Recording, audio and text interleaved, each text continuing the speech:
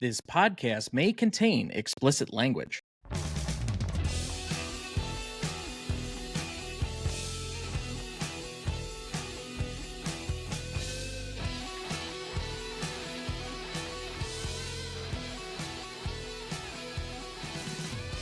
Welcome to the Greatest Movie of All Time podcast, the show that uses a unique grading style to redefine what the greatest movies are. I'm Tom Duncan. And I'm Dana Duncan. We also welcome our returning celebrity guest. You know him from episodes like The Fugitive. He's an author and host of the Most Writers Are Fans podcast, Terry Bartley.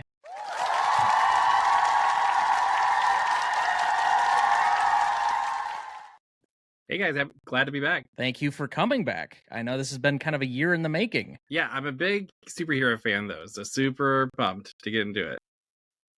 I know this is a kind of a controversial one. You're either a Burton fan or you're a Nolan fan, seemingly, so this might get polarizing here as we go along. But I think you're in the Burton camp. Is that safe to say?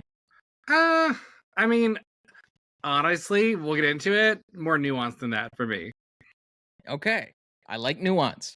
I don't know if the audience does, but I like nuance. We also welcome our newest celebrity guest, managing editor and senior film critic at moviearcher.com, Adam Freed.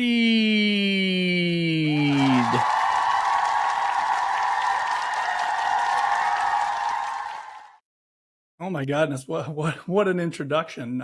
Film critics don't get a lot of applause, so I really do appreciate that. You're very welcome. And that means, since you're a first-time guest, with all new guests to the show, we'd like to ask a few questions to allow the audience to get to know you. First up, tell us just a little about yourself, what you do, and why you love movies. I'm just your typical orphan son of billionaire parents, philanthropist by day, dark vigilante by night. But no, your introduction was very kind. I'm the managing editor at moviearcher.com. I'm also the senior film critic there. I'm very proud of being a part of Movie Archer. It's something that has experienced tremendous growth over the last couple of years. Very excited. I work with some really talented writers. It's afforded me the opportunity to travel the country, meet some really influential people. So I'm just really excited about that. Outside of work, so blessed to be married to an amazing lady who has given so much of her time to allow me to chase this dream. And as you guys know, with the amount of time and effort that you put into running the pod and your movie fandom, this doesn't come without a cost. And my wife is just absolutely brilliant at picking up all the loose ends and allowing me to live this life. And I really do appreciate it. I also have two amazing kids. Very excited. They're 7 and 10. They're up and coming movie lovers. My older one is going to be a critic when he grows up, I think. I'm trying to teach my 7-year-old to love movies. And when it comes to this idea of loving movies, the second half of your question, I love movies because they don't care what kind of day you're having. But that being said, there's a perfect movie for every kind of day. I don't know a lot about the technology of travel, but I do know that film is the greatest mode of transportation that I've ever experienced. Movies in my life have been the greatest time machine. In a theater seat, I can go anywhere at any time. Roman Empire, the Old West, a galaxy far, far away. And great movies have the ability to transport, unlike any other form of art that I've ever experienced. In addition to that, I love movies because they're something that we share. There's something that, like an heirloom, we can pass down through the generations. My parents loved Jaws. They showed it to me probably too early in life, but I love that movie. And I can't wait until my kids are old enough for me to pass that to them. And the last reason that I love movies so much is because they're permanent. And I'm not talking about the age of film that were great incendiary devices, but I'm talking now in the digital age. As soon as a movie comes out, it's now a permanent record. It's a piece of art that's going to outlive anybody on the planet right now. Whether it's Madam Web or Poor Things, our opinions of these films are one thing, but looking back 100, 200 years from now, these are still going to be here and we won't. And I think that that's a really cool thing about this art form that can't be said about a lot of other types of art. Well said. So then, what is your favorite movie and why? This is an impossible question. I respect that you ask it. You're asking me today, so I'm going to give you today's answer. I love the movie Casablanca. And Casablanca is my choice because it came along at such an important moment in American history. When production began, it was the great will they, won't they? Will the Americans get involved in what was going on in Europe, what was going on overseas? And as Hollywood was kind of nudging our government along in that decision, within the film by Michael Curtiz, you get this great will they, won't they between Bogart and Bergman. You have this unbelievable cast of characters. It was kind of like the Avengers of the time. And in addition to that, it was the greatest studio production of all time. This team of writers, they didn't even know how Casablanca was going to end the day that they started shooting. And somehow they put it together and they pulled it off. So with the historical context in mind, with my love for classic film, classic cinematography, today my answer is going to be Casablanca. Tomorrow, maybe something else. You have just imbued yourself to my co-host immensely. It is our number 5 current film on our great master list. There we go. We've discussed it 3 different times so far.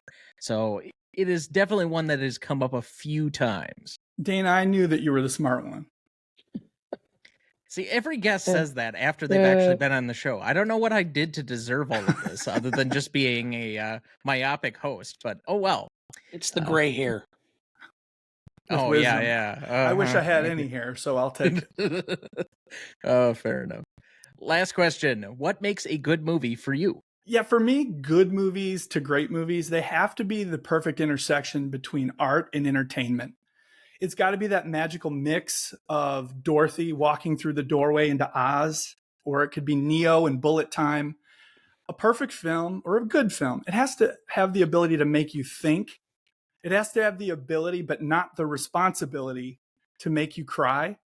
And most importantly, I think good movies, they don't have to be perfect films, but good films, they have to incite wonder. And I don't think that there's enough in society today, especially when it comes to kids, that cause them to use their imagination. We're spoon-fed so much information.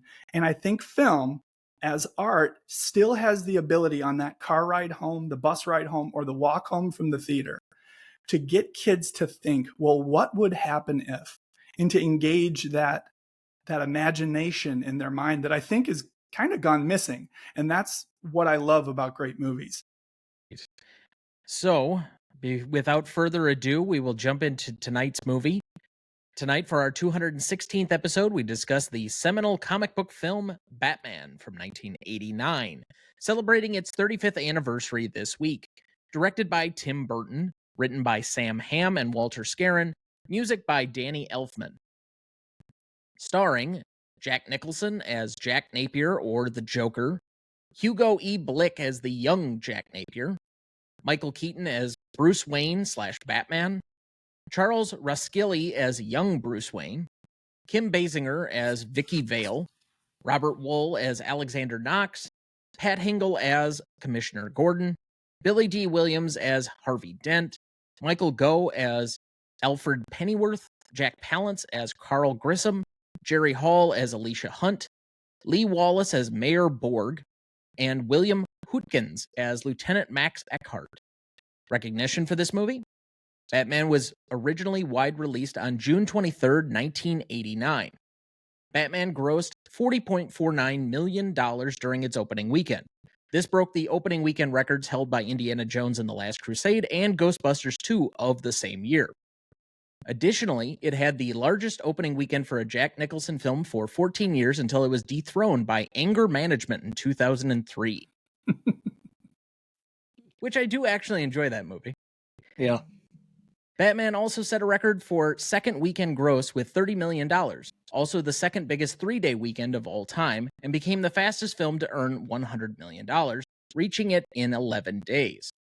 It would ultimately gross $411.6 million on a budget of $48 million. The film would hold the record for being the highest grossing Warner Brothers film until 1996 when Twister surpassed it. It was the highest grossing film based on a DC comic book until 2008's The Dark Knight. Furthermore, Batman held the record for being the highest grossing superhero film of all time until it was taken by Spider-Man in 2002. The film's gross is the 143rd highest ever in the North American ranks, and although Indiana Jones and the Last Crusade made the most money worldwide that year, Batman was able to beat The Last Crusade in North America and made a further $150 million in home video sales. Batman was criticized for some by being too dark, but nonetheless received a generally positive review from critics, especially for the art and production design, score, and the performances of the two primary leads, Michael Keaton and Jack Nicholson. Comic book fans reacted negatively over the Joker murdering Thomas and Martha Wayne. In the comic book, Joe Chill is responsible, although that was something that was retconned later. That originally we didn't know who killed his parents. Joe Chill was a later addition, but it does change the lineage per se. Sorry, Batman fan taking over here. Anyway, the songs written by Prince were criticized for being too out of place. While Burton has stated he had no problem with the Prince songs, he was less enthusiastic with their use in the film. On the film, Burton remarked, "I liked parts of it, but the whole movie is mainly boring to me.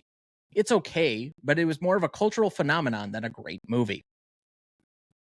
Anton Furst and Peter Young won the Academy Award for Best Art Direction, while Nicholson was nominated for Golden Globe Award for Best Actor, Musical or Comedy, and the BAFTAs nominated Batman in 6 categories: production design, visual effects, costume design, makeup, sound, and actor in a supporting role for Nicholson. But it won none of these categories. The success of Batman prompted Warner Brothers Animation to create the acclaimed Batman the Animated Series, as a result, beginning the long-running DC animated universe and helping to establish the modern-day superhero film genre. Batman would spawn 3 other sequels in the 1990s, and it has been remade 3 times after that. Batman has been recognized by the American Film Institute on the following lists: AFI's 100 Years, 100 Movies, it was nominated for. AFI's 100 Years, 100 Thrills, it was also nominated for. AFI's 100 Years, 100 Heroes and Villains, the Joker was the number 45 villain, and Batman the number 46 hero. For AFI's 100 Years, 100 Movie Quotes, Have You Ever Danced with the Devil in the Pale Moonlight was a nominee. For AFI's 100 Years of Film Scores, it was also a nominated film score. For AFI's 10 Top 10, it was a nominated fantasy film. Batman currently holds a 77% among critics on Rotten Tomatoes, a 69 score on Metacritic, and a 3.6 out of 5 on Letterboxd. So, as we do each week, Dad, what is your relationship to this film? Now you're putting me on the spot. With You all know these... the question is coming. It's literally I how I know. ended every week. I know. This is the first time I've watched the entire film. Wait a minute. What? Yes. That's not surprising to me. You have to understand, first of all, this was released in June of 1989. I graduated from law school and started my first job in June of 1989. It's the first time my wife and I got married while I was in school. So she was living in La Crosse and I was living in Milwaukee.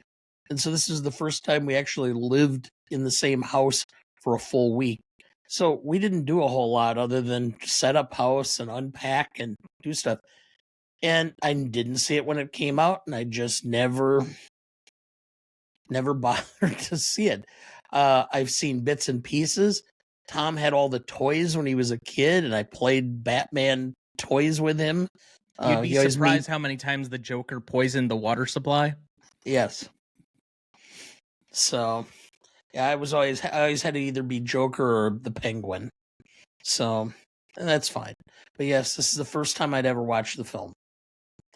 Actually, I'm going in reverse. You're supposed to get old. As you're getting old, you get stodgy and more selective. And right, I'm going just the opposite. Things that I didn't really care that deeply about before, I'm actually learning to enjoy more now.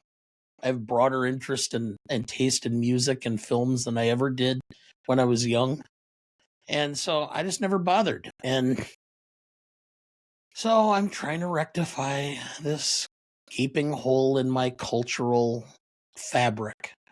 So, does this mean you're going to knock out the rest of Tim Burton's filmography? I will watch the other 3 Batman films that he either directed or produced, but I probably will. But for the most part, I'm sorry. I've seen little bits and snippets of the maniacal Willy Wonka, and I'm not sure I want to sit through the entire thing. Fair enough. I'd be shocked if you saw Alice in Wonderland, but that's a different movie for a different day. I also saw about 15 minutes on HBO of Dark Shadows and was like, nah. I used to watch the soap opera Dark Shadows when it was on TV when I was a kid with my babysitter in the summers. That's high quality childcare. The same babysitter sat me down one Saturday night while my parents were at card club, and I watched Rosemary's Baby when I was about 6. I always knew a movie was going to be good when I was a kid. When my dad looked at me and he said, "Hey, just don't tell mom." And as long as I got that, I knew I was in for something positive. Lethal Weapon at the age of 9. Let's go. Well, unfortunately, the one time that really happened for me, I kind of ruined that. Anyway, I'll let you try and figure out what the film is. If anybody has any guesses out in the ether as to what film I betrayed my father on and its family lore, please make some guesses. I'll even give you a hint. I'm pretty sure it was 1999, if that helps at all. So, anyway. Yes, and he not only betrayed me to his mother, he decided to do it while she was at a mother's group. So there were 4 other mothers sitting there. Yep. Couldn't make it easy on you. Yeah. So clearly it was Eyes Wide Shut, right? Not quite. Terry, what's your relationship to the film? Yeah, so I think I may use this as an opportunity to talk a little bit about the Nolan Burton of it all, because I think that that's relevant to my relationship with this movie.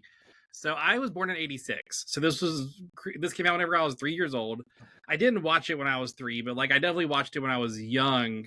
But I think that the important thing to note is like what basically was happening is like Batman movies were coming out all through my childhood, right? Like that's kind of like I just lived in a world where Batman movies were like regularly coming out. And I think for me, like I have a close relationship with Batman the animated series, which was very heavily inspired by this movie, right? In a lot of ways. And so I think that what happens in my mind is I compare, like I sort of like merged like this movie with that. And my association with a lot of this movie in particular, I think is very related to the animated series, which like is objectively great. But I think I've always in my head not enjoyed this movie, like in hindsight, because I always compared the Mark Hamill Joker to the Jack Nicholson Joker, which are like not even a little bit similar, right? No. I'll say watching it again, like I feel differently now. We'll get into it later, but I feel differently now. But I always had a stronger like connection to the Nolan movies because I was like basically an adult whenever those came out, right? My Batman opinions were sort of formed already, and those lined up closer to like the comics and the animated series and like a lot of other Batman lore in a way that made more sense to me. So I always enjoyed the Nolan movies more, but I really hadn't revisited the Tim Burton movies until, I remember watching Batman Returns a number of years ago, maybe like a decade or so ago, and enjoying it not because it was a Batman movie, but because it was such a good Tim Burton movie. Like it was like so Tim Burton in so many ways that like as a Tim Burton fan, I enjoyed it. And for the record, Big Fish is really good. Check that out. That one is less fantastical as the other ones. Like you probably would really enjoy it. But I remember liking that, but I hadn't watched this movie in quite some time. So it was really cool to kind of revisit it. And I will say I like it a lot more now than I remembered liking it. So I always enjoyed this movie, but it was something that in my head I was like, oh, but I didn't love the Jack Nicholson performance. I didn't love, the way they portrayed this or that. And in hindsight, it's like, I don't really understand why I even felt that way. I think it was just like my association with the animated series was so strong that I like criticized this movie in comparison to it. And what's your relationship, Adam? So I'm a little bit older than Terry, and I had just finished second grade going into third when this movie came out. But the lead up to Batman started around the holiday season. I don't know if they called it a teaser trailer back then, but they had released like a 30-second spot, and all it was the Batman logo. And as a second grader, when you see the Batman logo on the silver screen, it did something to my brain chemistry. It changed the way I thought about movies. My parents did a nice job of taking me to some movies in the theater when I was a kid. This changed it. This was the only thing I cared about for the 6 months leading up to it. The McDonald's cups, the toys, the logo was everywhere. The t-shirts were everywhere. This movie came out in June, and we'll talk about, the film itself in a little bit. It's all I cared about that entire summer. I think I saw it 3 times that summer, probably once per summer month. And then we roll into my 3rd grade year, and I begged my mom to make me a Joker costume for the school Halloween parade. And this is before the big box stores had your generic $39.99 clown outfit. So she went to every fabric store and she picked out the perfect fabric for the pants. She went and found the makeup, the hairspray, the whole thing. And just as an indicator of how much this movie meant to 3rd graders, I was so proud. She bought me, when you used to be able to bring the little fake gun to school that you pull the trigger, it says bang. I had the flower that sprayed the water. I showed up for our Halloween parade in my elementary school, and I looked around, and 8 other kids in my class, 3 of whom were girls, were all dressed as the Joker. And I was heartbroken. I mean, it meant that much to every kid that age. So I know Dana kind of missed it. He was getting involved in the law, not so much becoming a vigilante. Terry was probably a little young. It hit the bullseye. It hit me in the heart. This was one of the most important film-going experiences of my young life. And I can understand that. I have to say that similarly, I felt the same way about a Batman movie. It just happens to be The Dark Knight. Because I was born in 1990, so I missed this initially. And for the most part, I missed all of the Batman films when they were in theaters, the first 4. And so by the time we got to the hiatus, I had kind of gotten introduced to the old Adam West Batman, which at this point I can barely go back and watch. They're just so bad. No Cesar Romero. Campy. Yeah. The bat shark repellent it gets me every time. Bring it back. But yeah. I like Terry, kind of grew up somewhat on the animated series, and that became a big part for me. I had a lot of the toys. One thing I've never truly revealed on the show, but my dad can attest to it. I had all of the Super Friends, Justice League characters, and I used to draft them on football teams where the heroes would play the villains. So I'd do action figure fantasy football. Now, hold on. I got to follow that up. Tom, what position did Batman play on that football team? So, if I remember right, Superman was always the quarterback because he had the strongest arm, and Flash was my running back. If I remember right, Batman was a tight end. That's good coaching, Tom. I have faith in you. And I think Green Lantern was my star wide receiver because the Lantern ring could just, create a glove out of nowhere and just catch the ball. There we go. I would bet Batman was a captain, even though he wasn't a quarterback. He probably was one of the team captains. So, well, I think knowing kind of the mythology and the lore since, he is the smartest of all of the Justice League people. So it would stand to reason that he'd be kind of like a player coach. So tight end would probably fit. Yes. He wouldn't be the guy to give the rah-rah speech in the locker room, but he was like the lead by example guy. You need one of those on a good team. Well, that's Wonder Woman. Wonder Woman's the speech person, right? See, we're figuring this all out. It was a Mike Ditka character. I hope that wasn't a shot at Chicago now, Dan.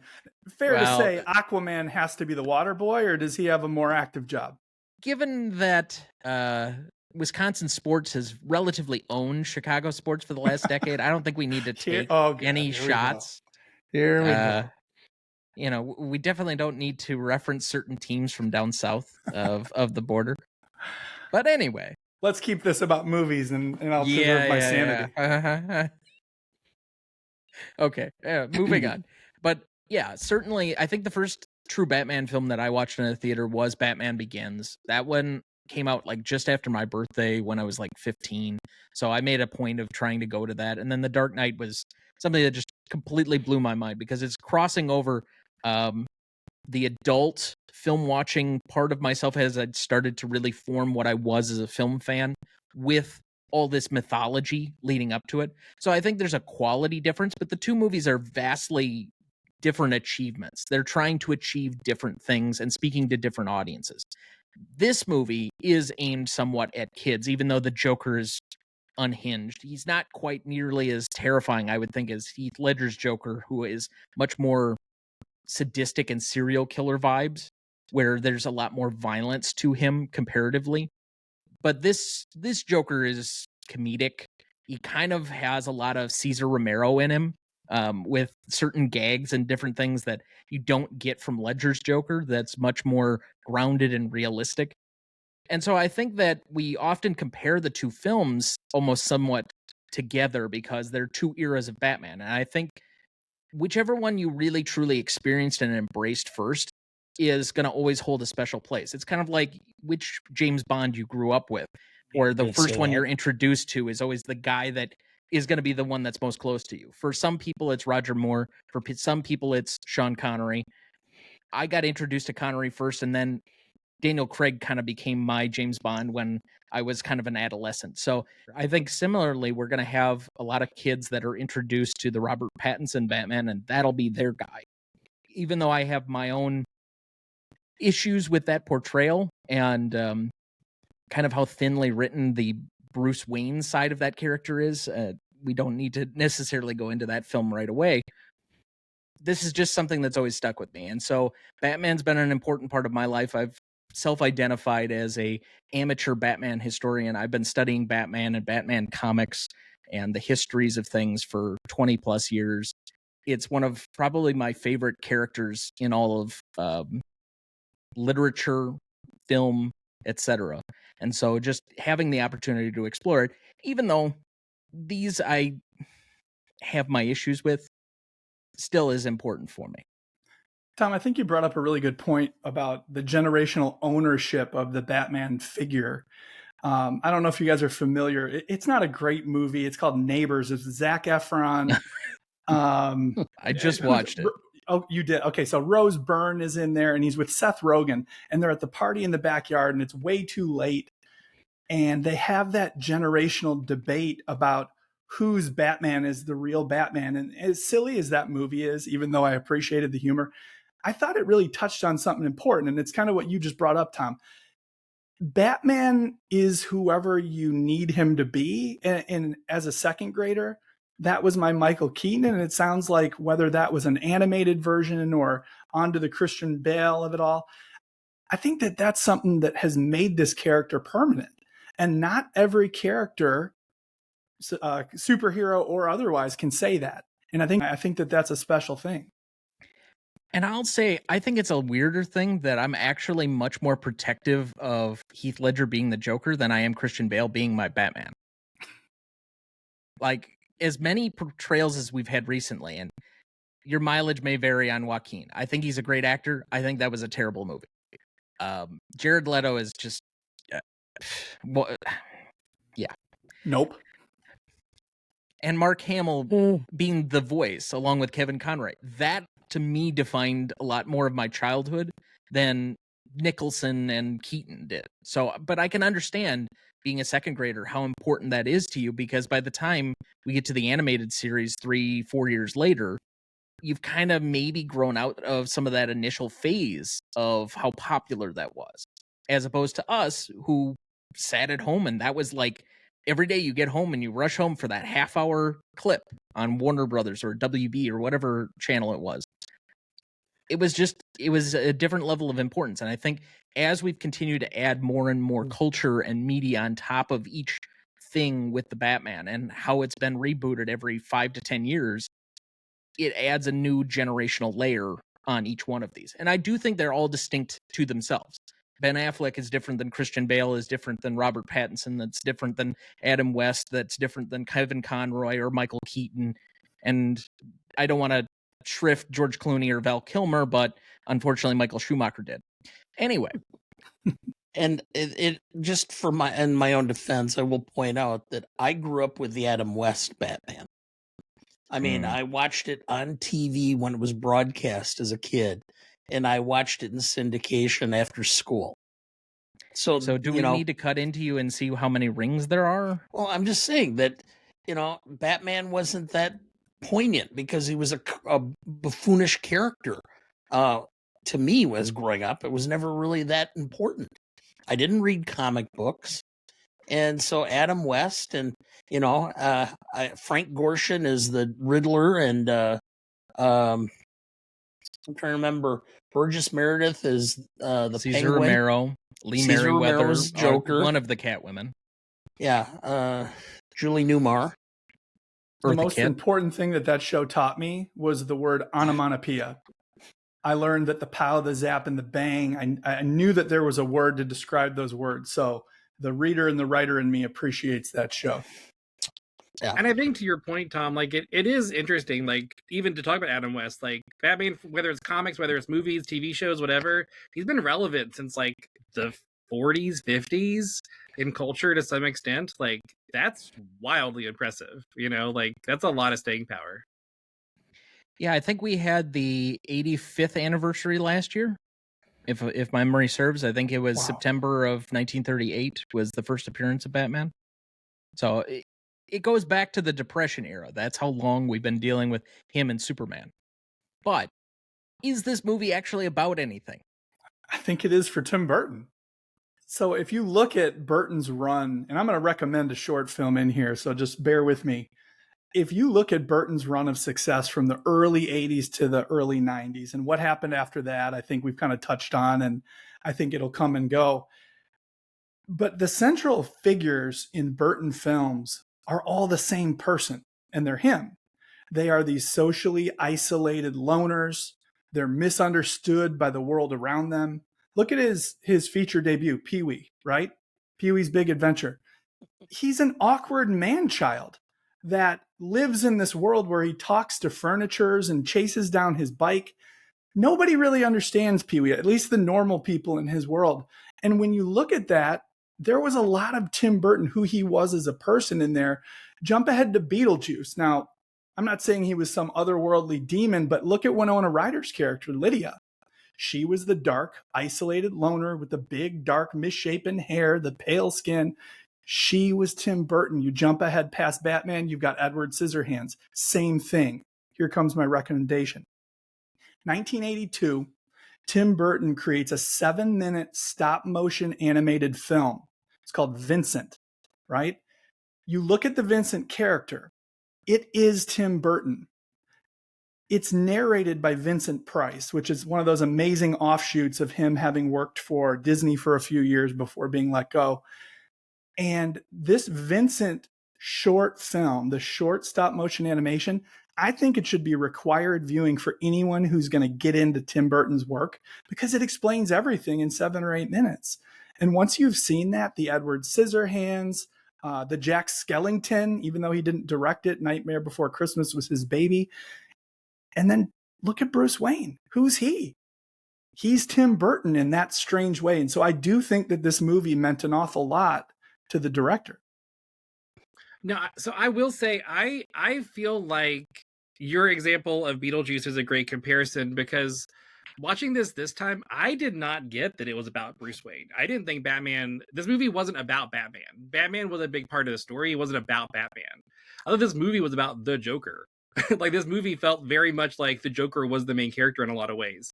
And I think Beetlejuice is an interesting comparison because Lydia's the protagonist, but Beetlejuice is like the over-the-top, like, person you put on the poster, right? Like Beetlejuice is kind of like the draw of that movie still, even though he's not the protagonist.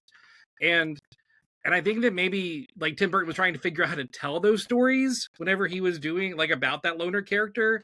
I don't think he really achieved it until after this movie. Like I think that these were kind of like training grounds for whenever he became the director he eventually became. I have 2 terms that I said what this movie is about: internal pain and retribution.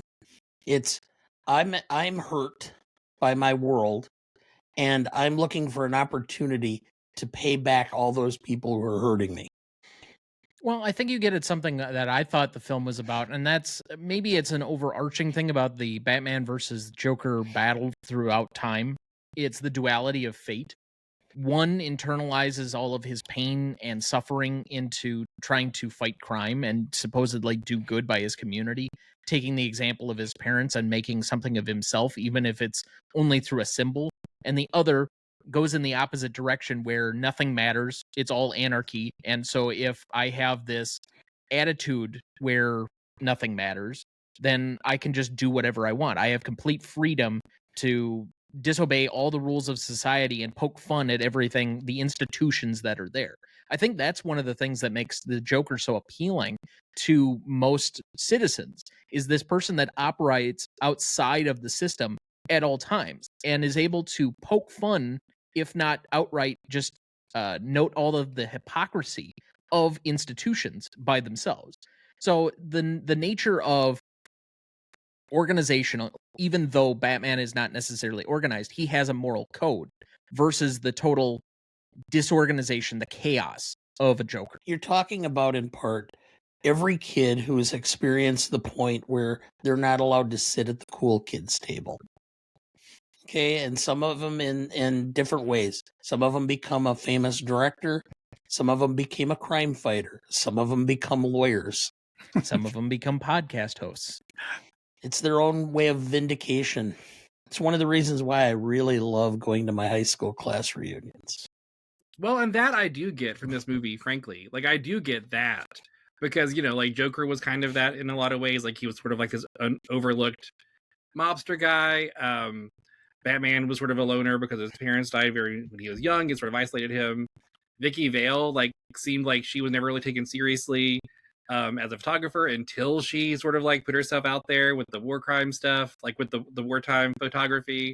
Same thing for Knox, right? Like, Knox feels like kind of an awkward guy that's like trying to be cool, and like this Batman is like his one chance to like really make a mark. So like I do see Dana's point very much. Well, and then as the criticism has often gone, Batman is the only superhero, quote unquote, without superpowers, and thus is he a superhero. But he seems to stand taller than all of his peers in popularity among a mass audience.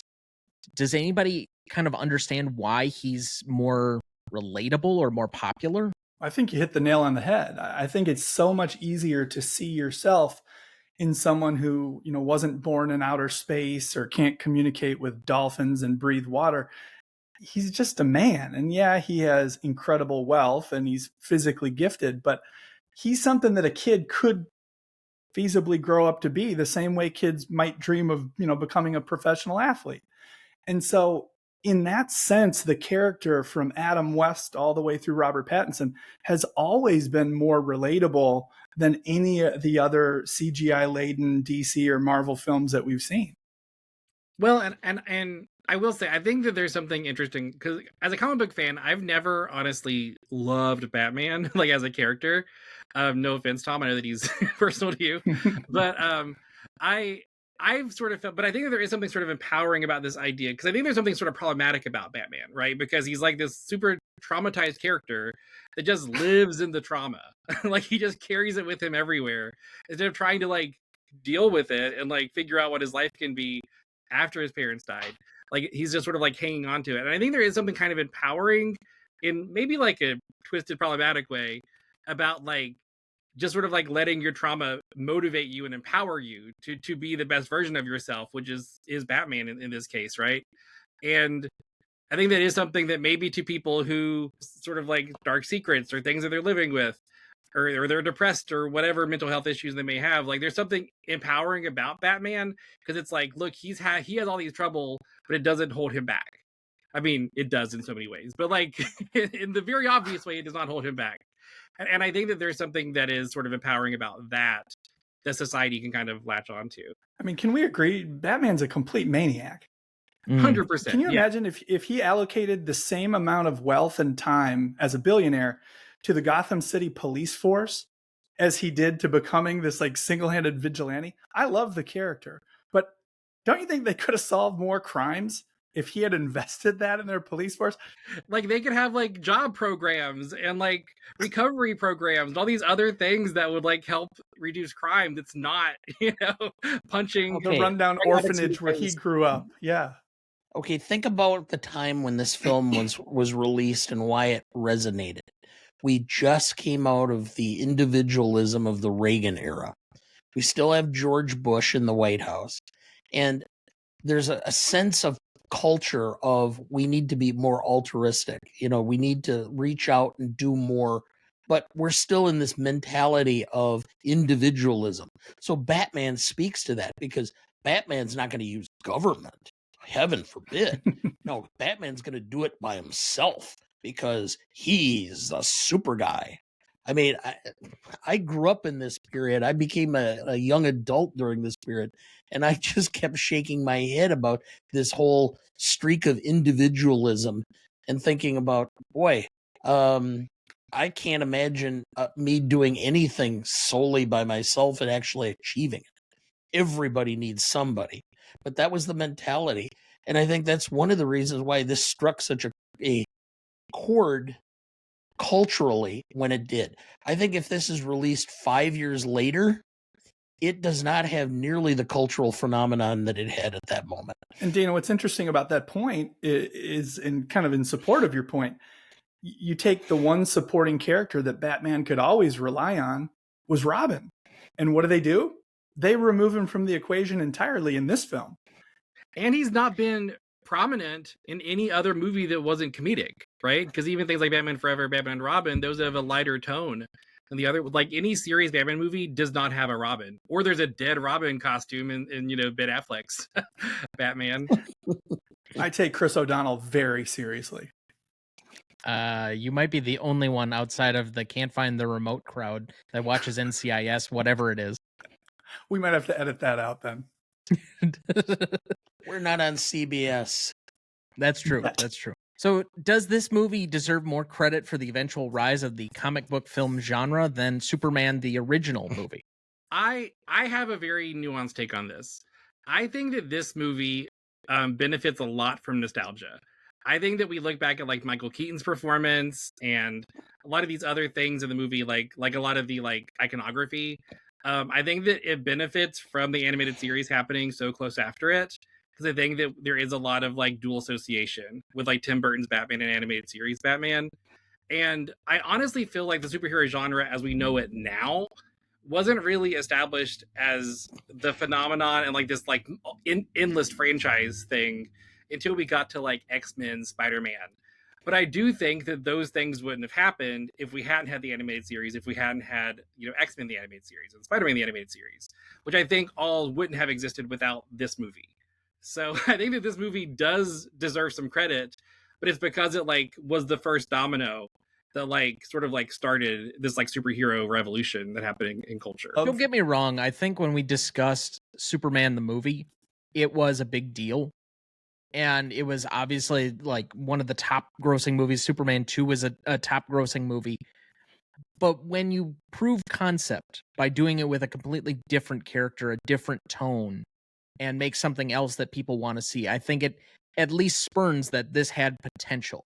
Even if we didn't have the crowning achievement of an X-Men or a Spider-Man, and then eventually the Nolan Batmans to really solidify the comic book era. And I would give credence to the fact that the Nolan Batmans, to me, really was the kickoff of the true comic book era. But even before that, you had to have these precursors lay down a foundation that the audience was there to have your back if you were going to make and invest a significant amount of your time and effort in these movies. I also think, though, that Chris Nolan is the tremendous beneficiary. And I don't say this to take anything away from him because I think he's an amazing filmmaker. He had the benefit of knowing he was going to make that trilogy in IMAX, with IMAX cameras, to a large screen format, to large stadium seating theaters. Tim Burton didn't have that. In a lot of ways, and with all respect to what Richard Donner did with Superman, it created 3 sequels, right? But it didn't give Hollywood a jumping off point. It didn't give a blueprint of like, this is how it's done. And my question is, had Tim Burton not had the success that he had with this film, and then of course 3 years later with Batman Returns, at what point does that happen for superhero films? So I think even in an honest moment, Nolan would admit he learned an awful lot because this film was as much about the marketing campaign as it was about the execution of the story. There is no Jurassic Park 4 years later with that dinosaur skull logo without the success of Batman. There is no Marvel. There is no DC. So I do think that we've got to, for lack of a better term, put a little bit more respect on what it was that Tim Burton had to harness, the responsibility that he had to carry, and then what he actually achieved. I mean, you led this show talking about the box office numbers. It worked, and you can't debate that. This ultimately, going back and remembering when this whole thing started and they were casting this, I swear that the decision to cast Michael Keaton was as much about the fact that it would cause controversy and buzz as anything, because he was a comedic actor up until this point in time, and no one thought he was going to be anywhere close to as effective as Batman. I mean, all he had to do was show up and not like drool on himself, and most people would have said, "Hey, he was pretty good." But he actually was really good because he had that sense or that ability to be a brooding character and to come across as dark and introspect. I swear that was part of the whole marketing campaign. Was originally they were talking about finding an actor who was an unknown, which would have caused buzz, but then to put a comedic actor in there in that role only caused just people to go nuts, especially the Batman fans. I mean, there was a coup. There was a write-in marketing campaign against Warner Brothers. People were livid about Keaton being cast in this role. I've got a theory as to why that might have been, Dana, in support of what you just said. It might show up in our Did You Know section, but I think it has a lot to do with his co-star. And see, this is his only first time podcasting, and he's already doing teasers. Wow. I got grew up lucky. so fast. And I will say, Dad, I do think that a movie like this, like a blockbuster that basically was about the marketing campaign, right? Like there was like a lot of toys, a lot of whatever. I think it was inevitable for a movie like this to come out because of the Saturday morning cartoon stuff was happening, where like basically every cartoon was a toy. Like I think that we were getting to this kind of movie happening. I agree that this movie was wildly successful. Like it was a good version of that. But I don't want to say that there wouldn't have been like a Marvel movie that might have been successful. Like an earlier version of a Spider-Man could have potentially accomplished something similar to this, right? So like I do think that it deserves credit, but I don't want to say that we wouldn't have gotten to where we are now without it, because the cultural zeitgeist was heading this direction. All right. Dad, are you ready to give us some more background on the movie? Do you have a plot summary ready for us? I do. In Tim Burton's Batman, we are plunged into a dark, brooding Gotham City where crime festers in the shadows and hope seems a distant dream. The film opens with a scene that establishes the city's grim atmosphere, a place where danger lurks around every corner. Bruce Wayne, Michael Keaton, the reclusive billionaire, conceals a dual identity as the masked vigilante Batman, striving to bring order to the chaos. Batman is a triumph of style over substance, a visual feast that captures the essence of the Dark Knight. It is a film where the atmosphere and aesthetic take precedence, creating an unforgettable experience that redefines the superhero genre. Batman may be a figure shrouded in darkness, but Burton's film sheds a new light on the mythology of the caped crusader. Thank you. Did you know? Writer Sam Hamm said it was Burton's idea to have the Joker murder Wayne's parents. Quote, "The writer's strike was going on, and Tim had the writers do that. I also hold innocent to Alfred letting Vicky Vale into the Batcave. Fans were ticked off with that, and I agree. That would have been Alfred's last day of employment at Wayne Manor." And I will offer up the second one here to our guest, if he wants to take his opportunity. Forgive me if I'm bad at it. Did you know Batman made $750 million in merchandise sales in 1989, 1990, and 1991? Did you know? Robin Williams was offered the role of Joker when Jack Nicholson hesitated. He had even accepted the role when producers approached Nicholson again and told him Williams would take the part if he did not. Nicholson took the role and Williams was released. Williams resented being used as bait, and not only refused to play Riddler in Batman Forever, but also refused to be involved in any Warner Brothers productions until the studio apologized. Did you have another Did you one? know that There you go. Nicholson took the role at almost half of his going rate, which at the time was $11 million? He agreed to play the Joker for $6 million with a couple of rules. Number one, he would not work during Lakers playoff games. And if you remember your basketball history, the Lakers made it all the way to the NBA Finals that year, and they beat the Detroit Pistons in 7 games. So the NBA season went as long as it possibly could, and Nicholson did not work on a single day. In addition, his contract stipulated that he would get top billing on the poster. Nicholson would be the first name featured in the opening credits of the film. And for taking $5 million less than he usually does, he would get a percentage of the VHS, cable, and merchandise dollars, which totaled him $90 million in total to play the Joker. So you're stepping a little bit on my next one, but did you know Nicholson received a percentage of the gross on the film, and due to its massive box office take, he took around $60 million just for the film itself. When adjusting for inflation, this equals roughly $143 million in 2022. Always take the percentage. That's the takeaway from the whole show. Always take the percentage. Yep. Did you know that Michael Keaton was an avid wearer of Nike shoes, and the original Batsuit featured Nike Air Trainer 3s, which they blacked out and he wore throughout the entire film. 3 years later, Batman Returns, Keaton wore Air Jordan 6s in the second Batsuit, and he still has them to this day. Did you know? Jack Nicholson loved his performance in this film so much that at one point, he was watching the film once a week at his own house. Nicholson said of his role, "The thing I like about the Joker is that his sense of humor is completely tasteless." He later said the Joker was one of his favorite roles he played. You got me beat. I'm out. Okay, I got one left. Did you know?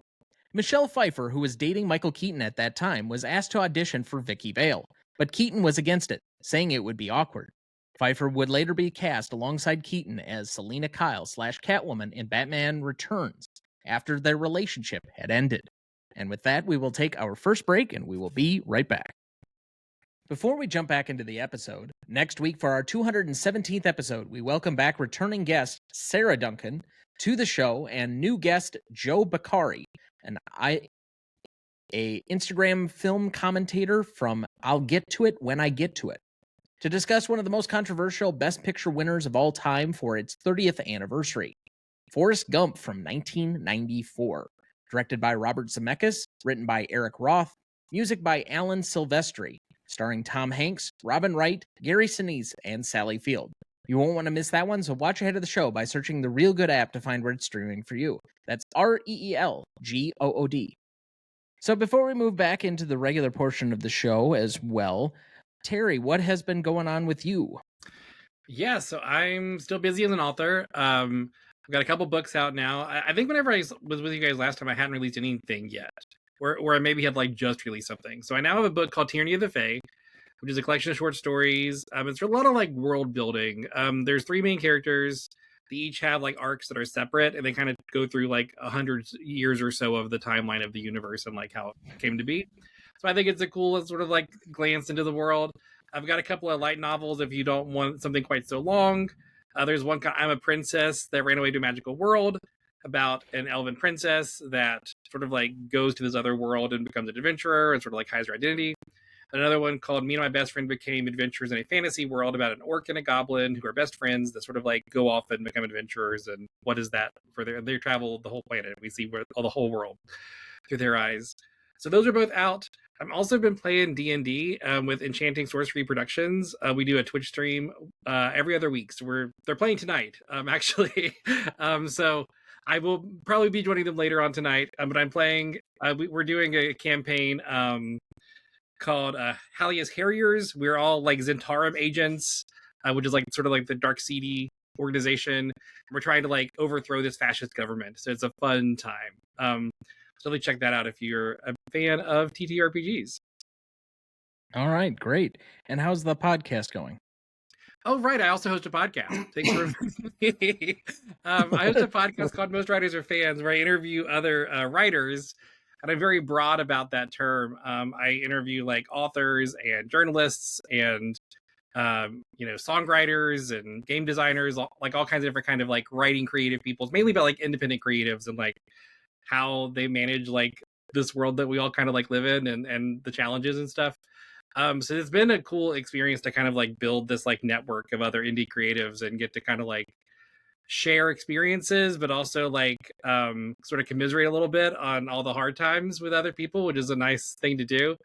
I have an episode coming out next week. I'm going to start going to every other week, so there'll be episodes coming up pretty soon. The next one is called is going to be with a musician named Spencer Jordan.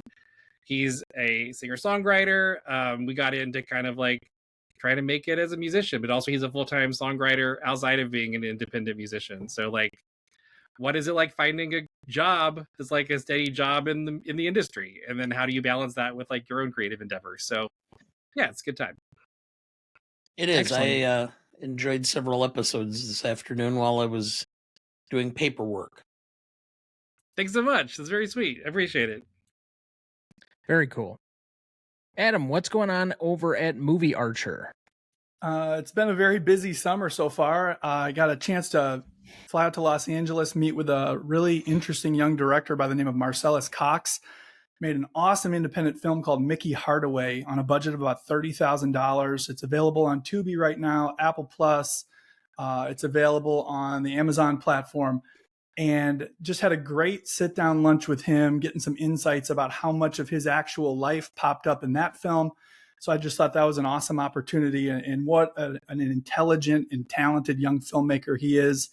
And then just last week, I was on the other side of the country in New York for the Tribeca Film Festival. Spent 6 days, 6 very long, busy days at Tribeca. Got a chance to watch and cover 15 films in that amount of time. Got a chance to work a couple red carpets, bumped into a couple familiar faces that I had kind of grown up idolizing and looking up to. And so it's just been an amazing run so far this summer, and hopefully the best is yet to come, especially with this appearance on this podcast. Well, thank you for that honor, but I don't know if we have quite the same reach that some of your other familiar faces do, but we try. So, before we jump into the rest of the show, one other thing. This is normally our Ask Dana Anything segment. And while we don't have a specific question, I do have a follow-up from our superfan from last week. So if you were listening to the Chinatown episode and happen to hear about a film that we may cover in the very near future called The Castle, which is apparently an Australian film, she is willing to sweeten the deal and send us a box of Australian snacks. We can take or leave the Vegemite. Oh, okay. Yeah. I've You know never what had Vegemite it. is? I do not. It's but I've beer heard yeast.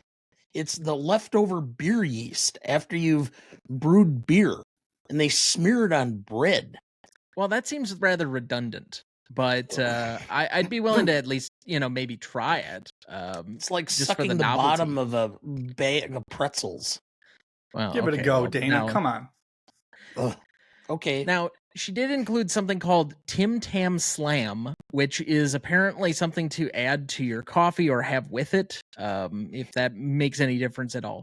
I don't think that's personally going to sweeten the deal enough for me to move it up in our timeline, but I am pretty positive that we will discuss that film at a later date in the near future. Isn't that kind of an oxymoron? Yes, I'm trying not to be specific so as to tie myself to anything. Which is probably the number 3 response or portion of the response to why Tom is still single. Shots fired. Oh, well, yes, the episode that came out today, yeah. I listened to it. Yeah, well, thank you, but yeah.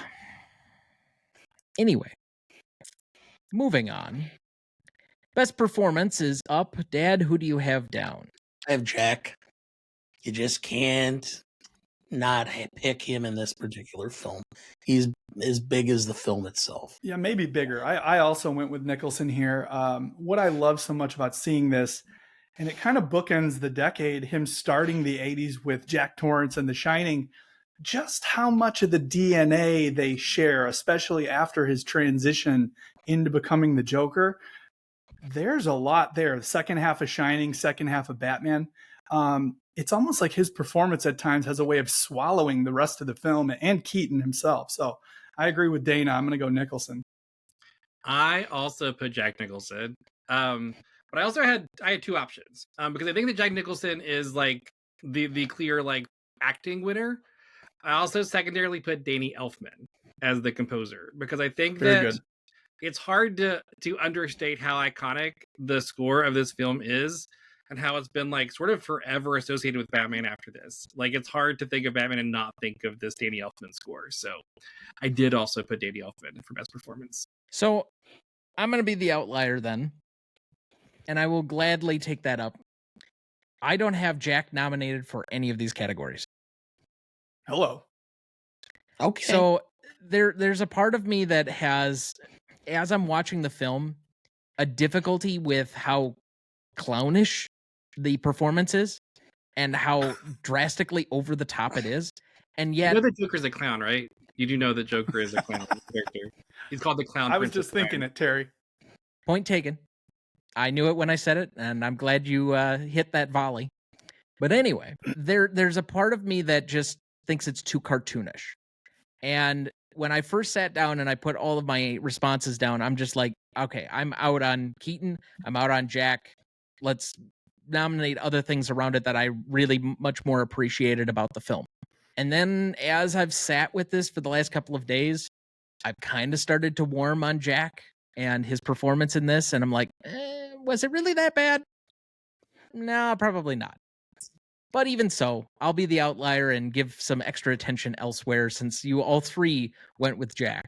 I'm going to go Anton first and Peter Young, the production designers.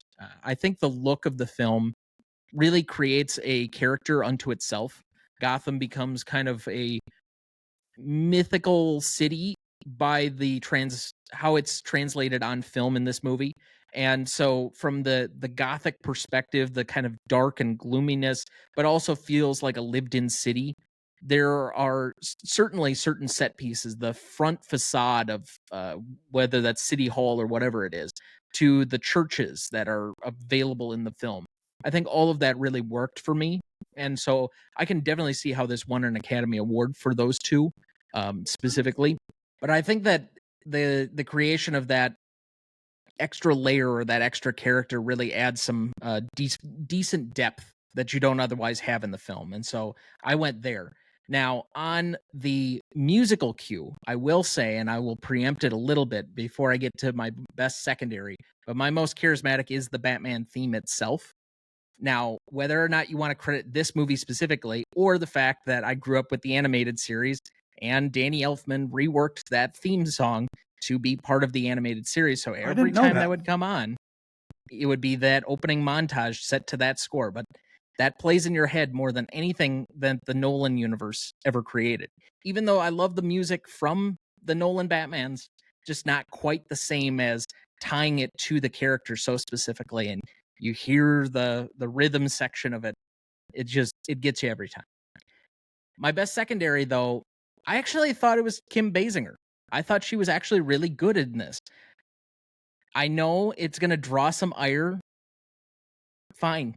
But I actually thought for being the girlfriend, she wasn't just somebody that's there to kind of deliver the plot, that she had some character to herself, that she was a little bit spunky, that she was trying to get him out of his dark loneliness a bit. And so I thought she had a lot to actually offer and was written as a better character than sometimes even appears in the comics. So for me, I went Basinger. So I'll play off of that a little bit because I really wanted to put Kim Basinger for best secondary performance. I couldn't because I feel like the script is so strange for a lot of the characters. And Kim Basinger, like Vicky Vale, I think is probably the protagonist of this movie. Like if you want to look at like POV, I think they were following it mostly through Vicky Vale's eyes, honestly. But I feel like they didn't give her a lot to do. I think that we're told who Vicky Vale is a lot and not shown who Vicky Vale is very much at all. So that's not to discount her performance. I think that she did a great job with what she was given. But I think that like she just didn't really like bring the character to life in any kind of way that like stood out to me. And honestly, same for Michael Keaton for me. I felt like Batman wasn't like, or Bruce, either one was written in such a way that like really like stood out to me.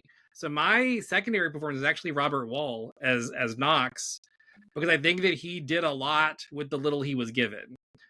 So I put him for secondary because he at least felt like a character to me. And I think that it had a lot more to do with his performance than the writing of the character. I got to ask a Knox question. Is he the worst reporter in history? And I think Wall's performance was great.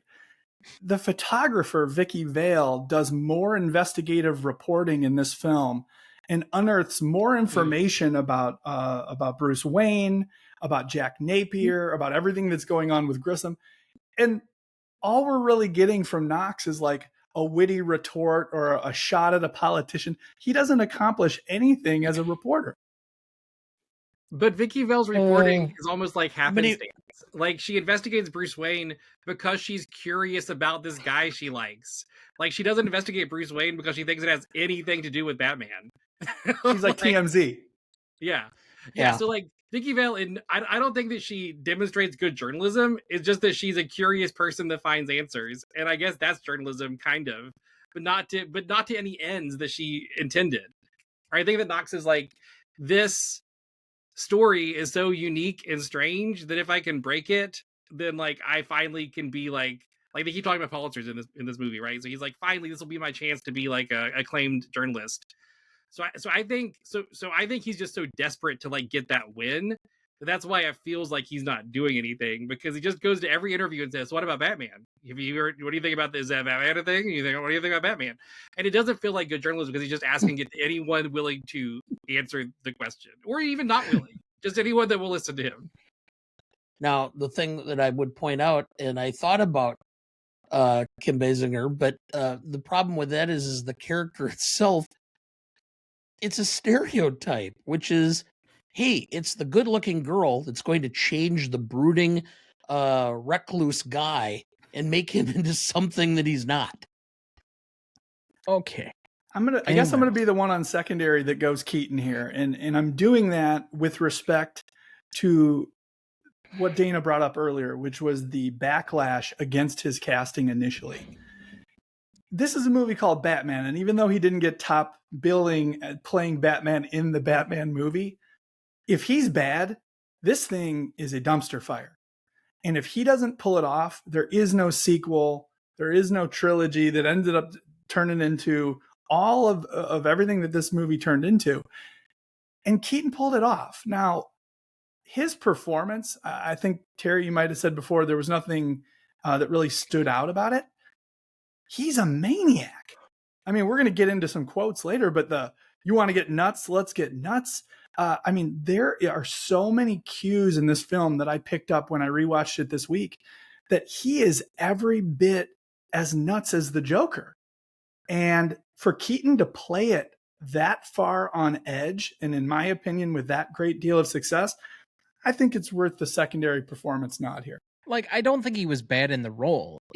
I kind of just generally agree with Terry that for me, what is the meatiness of his character? We really get nothing other than he's sad over his parents. There's very little character development of any of the characters in this film. I have Tim Burton. Oh, do tell. Shocking. Shocking.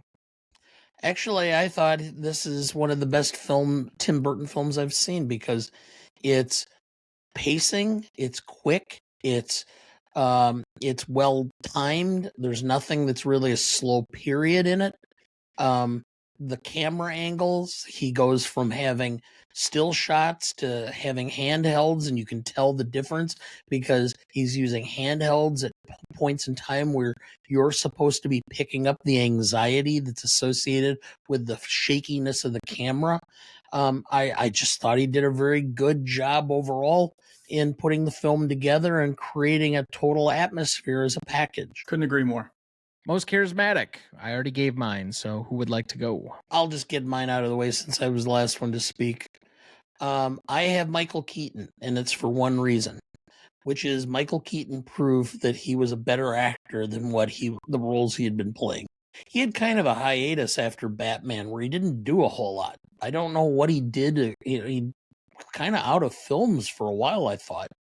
But he's made a remarkable comeback with a string of films over the last 10, 15 years, and then his Dope Sick Emmy win and such. I think he established himself as being a much bigger actor than the comedic actor that was in Night Shift and Mr. Mom. I like it. I think if we're talking about charisma, how can we avoid Jack Nicholson here? But because we've talked about Jack so much, I'm going to go with a different Jack.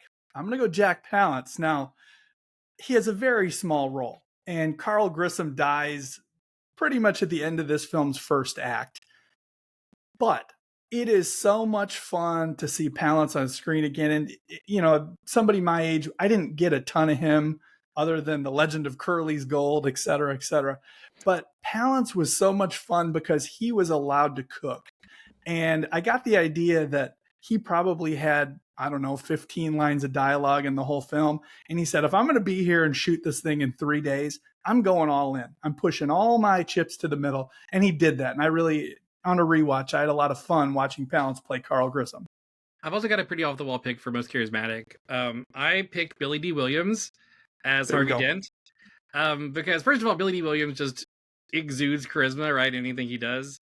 And I have a feeling he probably took this job with the presumption that he'd eventually be Two-Face. So that's unfortunate that we never got to see his Two-Face, which would have been great. Maybe not if Joel Schumacher directed it, but that's neither here nor there. But I did enjoy his performance, and I think what I liked about it was the potential of what we could have had but never had. And that's why I sort of liked his Harvey Dent so much, because it made me think about how great would he have been as Two-Face. Can I step on one of our remaining questions? I know we're going to get there at the end of the show. Does anybody know what happened? Why wasn't Billy D brought back? I thought he was a great Harvey Dent. So they just had the opportunity by the time they got to Batman and Forever to do Tommy Lee Jones right after he'd won the Oscar. So they just went with somebody that they thought would be a little bit better known name. That's really all it was. They released him from his contract. Probably not as popular a decision in the modern Hollywood, but you know, it was what it was at the time. It happens all the time.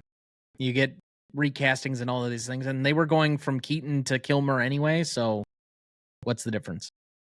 It really would have changed his legacy, though, right? Like, if he'd have been Two-Face. Like, if he could have had Two-Face and Lando on his resume, he would have been like this sci-fi icon. But now he's really just Lando. But he's Lando and he's Gale Sayers. Like, you can't take that away. See, you're the one talking about the Bears, Tom, not me. Oh, yeah. Well, I don't really need to. The ownership papers are already transferred to one Jordan Love. But anyway, moving on. Let's go to best scene then. I have 5 different nominees here that I think cover, for the most part, most of the big set pieces in the film, which, I mean, this is kind of a set piece film to begin with. But any of those that you want to add, we'll cover after I'm done here. So first, I'm Batman, just the opening. Kind of the montage, and that kind of becomes the basis for the theme song montage of the animated series. It's kind of like a recreation of that, essentially. Then I have Axis Chemical, which I don't know why they changed it from Ace Chemical. In the comics, it's always been Ace Chemical. Why we needed a change makes no sense to me, but okay, fine. But essentially the sequence where Jack ends up in the bathtub of goo or whatever the hell the toxic runoff is that's in there, and why you would just keep a vat of that on site is beyond me, but okay, sure. Then you have Flugelheim Museum, also an odd name, or an odd name choice, but obviously I think that's one of the more iconic things in the film. I have the parade. Play on the Guggenheim. Well, obviously, Dad. Well, okay, obviously, but you didn't make that obvious, so all right, whatever, that's fine. Because it was so obvious it didn't need to be mentioned. You guys save it for Thanksgiving. Yeah, well, or next week. Anyway, Okay. I have the parade, obviously with the parade balloons and the release of things, and then the Joker dancing to a Prince song, which cool, I guess. And then I have the final showdown in the church. So, any other scenes that anyone would like to add to our list? I got a couple. I put the crime boardroom scene, like the scene after Jack becomes the Joker and he's trying to like negotiate with the guys whenever he kills the guy with the buzzer. I think that's a really cool like villain intro for Joker. So that was one of them. The other one was Vicky Vale's apartment. The "you want to get nuts, let's get nuts" scene that Adam referenced earlier. I think that's, first of all, it's the most Michael Keaton gets to do. It's the biggest performance he gets to do the whole movie. So let's point to that. But also, I think it's a cool like Vicky Vale Joker like dynamic scene there. So I also threw that one in there. I don't know if you guys noticed this, but kind of tagging on to what Terry just said about the Vicky Vale apartment scene. Keaton arrives first as Bruce Wayne, looks around, he says, "There's a lot of room." When the Joker shows up, what's the very same thing he says? "There's a lot of room." And I think that Burton was using that scene to kind of show how similar these two characters really were. And I do think that there was intent behind that. That wasn't a mistake that they uttered the exact same lines of dialogue. So, Terry, I like that choice. I thought that was a very interesting scene if you really read between the lines. Or they, like me, just noticed that somehow a photojournalist is living in that massive apartment in what's supposed to be New York City. It's like the Friends apartment. Just could never happen. She's independently wealthy. She doesn't make her money from photojournalism. Oh, okay. But yeah, we got that in her character backstory somehow. The massive amounts of character development. Yeah. And she's got a rich kind of boyfriend. Okay, but he's not paying for her rent. At least that we know. Maybe that's not what he's paying for. Oh, no. Oh, Dad. Anyway, all right. So then, best scene. Here are your nominees to pick from: I'm Batman, Axis Chemical, Gangster Meeting, Flugenheim Museum, Let's Get Nuts, Parade, and Final Showdown. Out of these, what is the best scene? I'm going to go with I'm Batman. And the reason is, I mentioned before, we had 6 months of lead up to this movie. We had the logos and the cups and the t-shirts and the whole thing, and we've discussed it. If our introduction to that character and to that actor playing that character doesn't work or falls short, or he looks like Woody Allen in a bat suit, we lose the audience, we lose the franchise, the whole thing is toast. But when he picks up that drugged out villain and he holds him over and he lowers the register, and I'm not going to do the impression because I'm not an actor, but when he does that, it worked. It worked when I was 8. It worked when I was 43, and I watched it this week. So the second we saw him, we said, I'm in. This thing is going to work now. You know, I'm going to have a dream of Woody Allen in the Batman suit now. You do you. Anyway, I would agree. I think it is central to the Batman mythos, and you do have to have that kind of establishing point in the film, and to have it so early on where you don't have this like lineage or this incline into who the Batman becomes. You don't have this origin story. You just have a jumping off point, quite literally. I think that's a really good establishment of the character and the importance of what the film is supposed to be. It's the first real iteration of what we get from this character on screen, and to have that be such a forceful entrance, I think is important to the establishment of the entire film, even if I do somewhat agree with Terry that it is kind of more of a Joker film. So I agree with everything you've said. Probably my vote would go to that one, just for the sake of making this a little bit more variety. I'm going to speak a little bit about the final showdown scene. I think it's maybe the best scene as far as like to try to make the movie make sense from a writing perspective, because they bring a lot of threads together that felt very like, what was this when you saw it like earlier? So like a lot of those, like, you know, you made me, the Batman says, no, you made me, like those were good lines. Sort of like bringing a lot of stuff together that I think made the script maybe make a little more sense than it did up to that point. I think that's good. And also, like, there's a lot of cool stuff in the fight, like the stuff with the Joker, on the with the gargoyle at his foot, like that stuff's good. Him like dancing, trying to knock Vicky and Batman off the top. Like, there's a lot of cool like fight scene moments too. I'll voice a little bit of a support for the final showdown scene. I have I'm Batman is my best scene for the very same reasons that most of you have indicated. Again, it just kind of sucks you in and provides you with the hook that gets you into the rest of the film. And with that, it's also my favorite scene. It's just a nice, again, establishing of the character and the brand right from the start. And it has so much iconography tied into it. How many people have been repeating, I'm Batman, forever because of that one moment in the film and how striking it is the first time you see it. 100%. I love the scene. I chose it as my best scene, but my favorite scene from a filmmaking perspective, and you're going to have to bear with me on this because it does involve a little cross-cutting. We're going to sew this thing together. The Jack Napier transformation into the Joker. You go into this, it looks like a rundown veterinarian's clinic or something, and he had just fallen into the acid. You get this single bulb, right? And so you get this iconic dark silhouette of Napier before we ever see him as the Joker. He gives that iconic laugh for the first time. He shatters the mirror. We cross-cut to Vicky and Bruce. They're on their date. They're trying to make their way up the stairs. They've had too much to drink. The next thing we do, we cross-cut back to following Napier, and he's stepping out of the elevator in Grissom's lair. And to mirror the image that we talked about before with that single bulb, that backlit silhouette, he steps out of the elevator and there's a single light. And all you see is the darkened silhouette, but it's no longer Napier. Now it's the Joker. And as he steps forward toward the camera, we finally see just the slightest hint of the bright red smile of that iconic pasty white face. And he said, "It's me, Sugar Bumps," right? That moment was our introduction to the most important character in this movie. And if you allow for a little bit of cross-cutting, that scene, that transformation, I think is movie magic. Yeah, my favorite scene was the museum scene. I think it's a lot of fun, and I think it's a cool like exploration of the Joker character. Like, we get a lot of so I talked about how, like, whenever I thought about this movie, like in memories, I didn't like it because I didn't like the portrayal of the Joker. I felt like it was like not comic book accurate, and that like offended me on some weird personal level.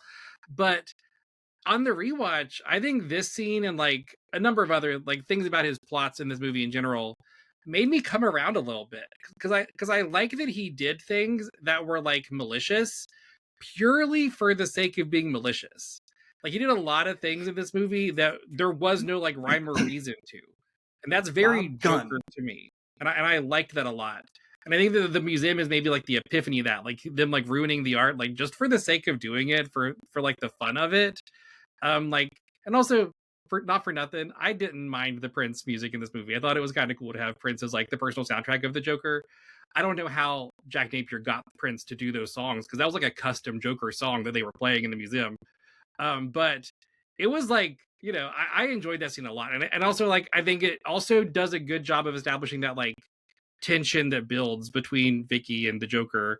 Like, you also get a bit of that in this scene also.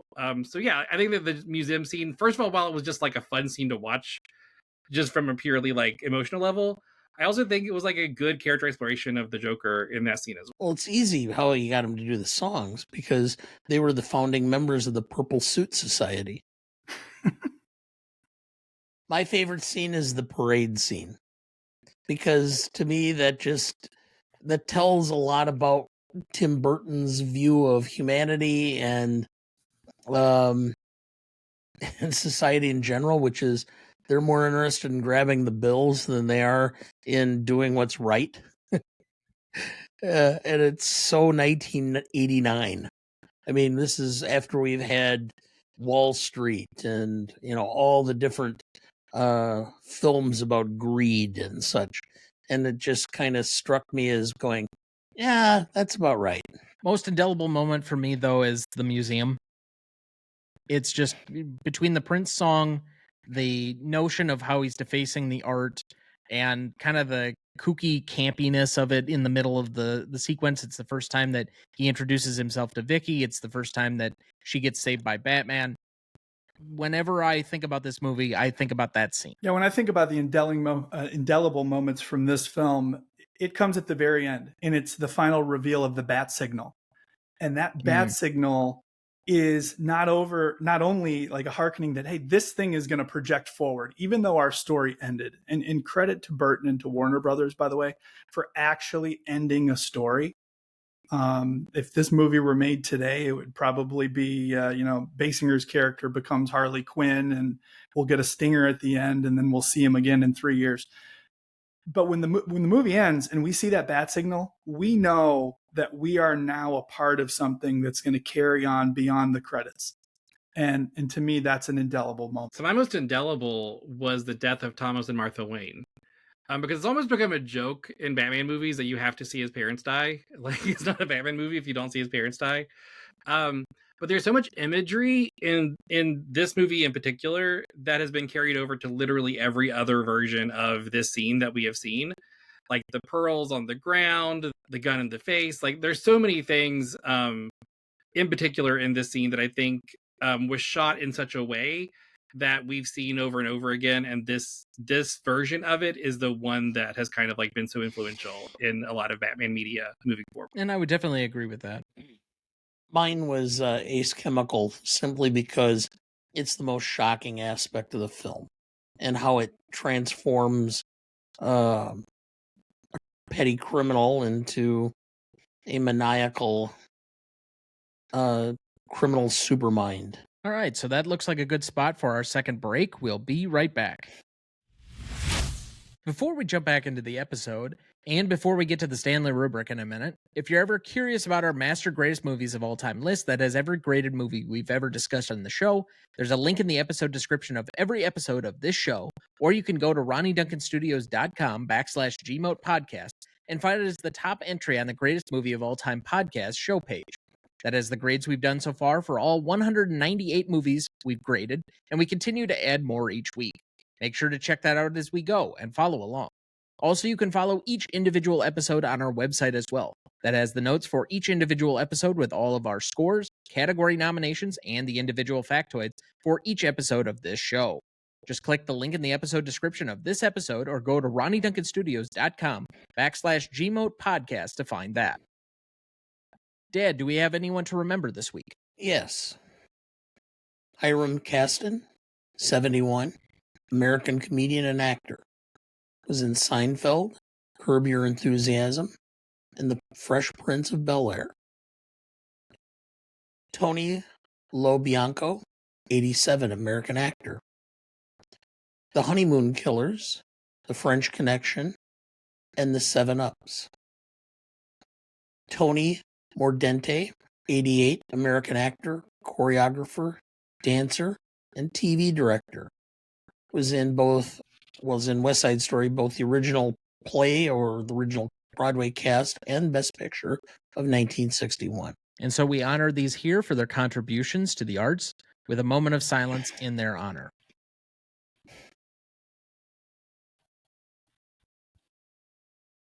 Thank you.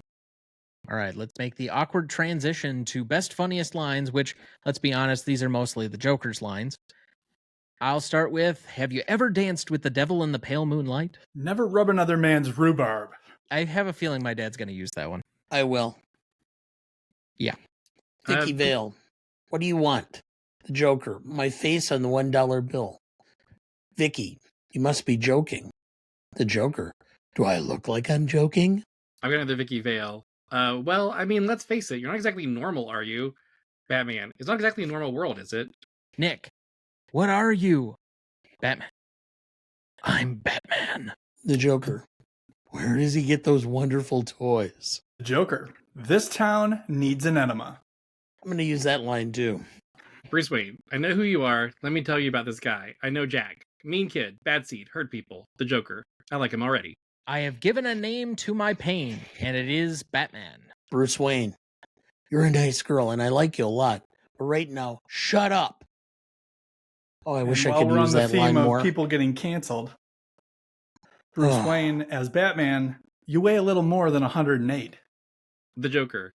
Batman. Can somebody tell me what kind of a world we live in where a man dressed as a bat gets all of the press? I am out. Same. Joker. Now comes the part I relieve you, the little people, of the burden of your failed and useless lives. But as my plastic surgeon always said, if you gotta go, go with a smile. I'll do this He's one in there. getting way too into the character there. I'll do this Picking one up in some there. Nicholson there, Dana. I like that. Vicky Vale, you're insane. Joker, I thought I was a Pisces. All right. Anyone have any left? Going once, going twice. All right, let's move to the Stanley rubric then. Legacy is up first. Dad, so as not to put our guests on the spot, would you like to go first or second? I will actually go first this time. For the industry, I think for the most part, what ended up happening is the success of the early films made it likely that further superhero films were going to be done. The Schumacher debacles kind of ruined that to some extent. But I think in the back of most of the industry's minds, the producers, the studios, that if done correctly, they could still be successful. And so that kind of allowed some of these franchises, the Marvels, the DCs to go forward. So from a legacy point of view, even though that there was that period of, out in the wasteland, I'm going to go with a 4 for the industry. For the public, unless you were from that immediate age group right around there where you were a kid around that time frame, I'm finding people my age or older never really connected with it. People younger connect with the Nolan films. So this film really does not have a real connection with a broad audience for the public. So unfortunately, for the public in general, and again, we always poll my staff of, what are we here, like 24 or 25 people, and kind of get a feel. And the only ones that really were able to say much about the film were people that were over about 45 or were in your age group, Tom, right around that time where this was influential as a child. So I went with a 1.5 for the public. Wow. I'm sorry. That's just drastically low. All right. I debated it. So convince me. I could go higher. So what's your overall score then? You had A 5.5. Now, give me a reason why I should go higher on the public, because I almost was at a 2. So first off, if we're going to establish on just the industry side that this film is big for the lineage of the comic book era and what eventually would come, if you even give it half the credit for that it possibly deserves, and the continuation of one of the most famous characters in all of Western canon, I think it has to get a lot of credit on that end. Then you talk about the franchising, the toys, the merchandise, the multiple sequels, the fact that this has been remade every couple of years because this is a hot property. I think that the industry recognizes that this is a commodity that they have to keep trying to mine every couple of years, because no matter how bad a certain Batman film is, their public will go out and see the next set. We've already had 2 different versions of crappy Batman films. Batman versus Superman and Batman and Robin, and different eras, but we did have bad Batman films, and yet people still lined up and went out and saw the Batman. It's just going to happen. So because of that, and partly due to the fact that this established we are no longer the Adam West Batman, where a slightly darker tone will adopt some of the campiness and such, but it allows us some freedom to make and shift the character how we want to across different regions and eras. And it becomes kind of like James Bond, that it adjusts to who the audience is at any moment that is receiving it. I think it's more closer to a 4.5.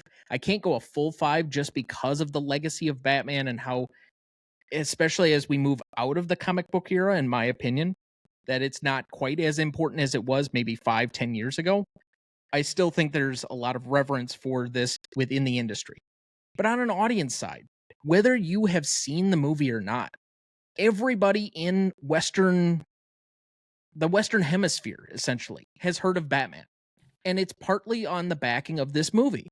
It created, or it launched, an era of Batman being one of the central heroes and figures of my lifetime.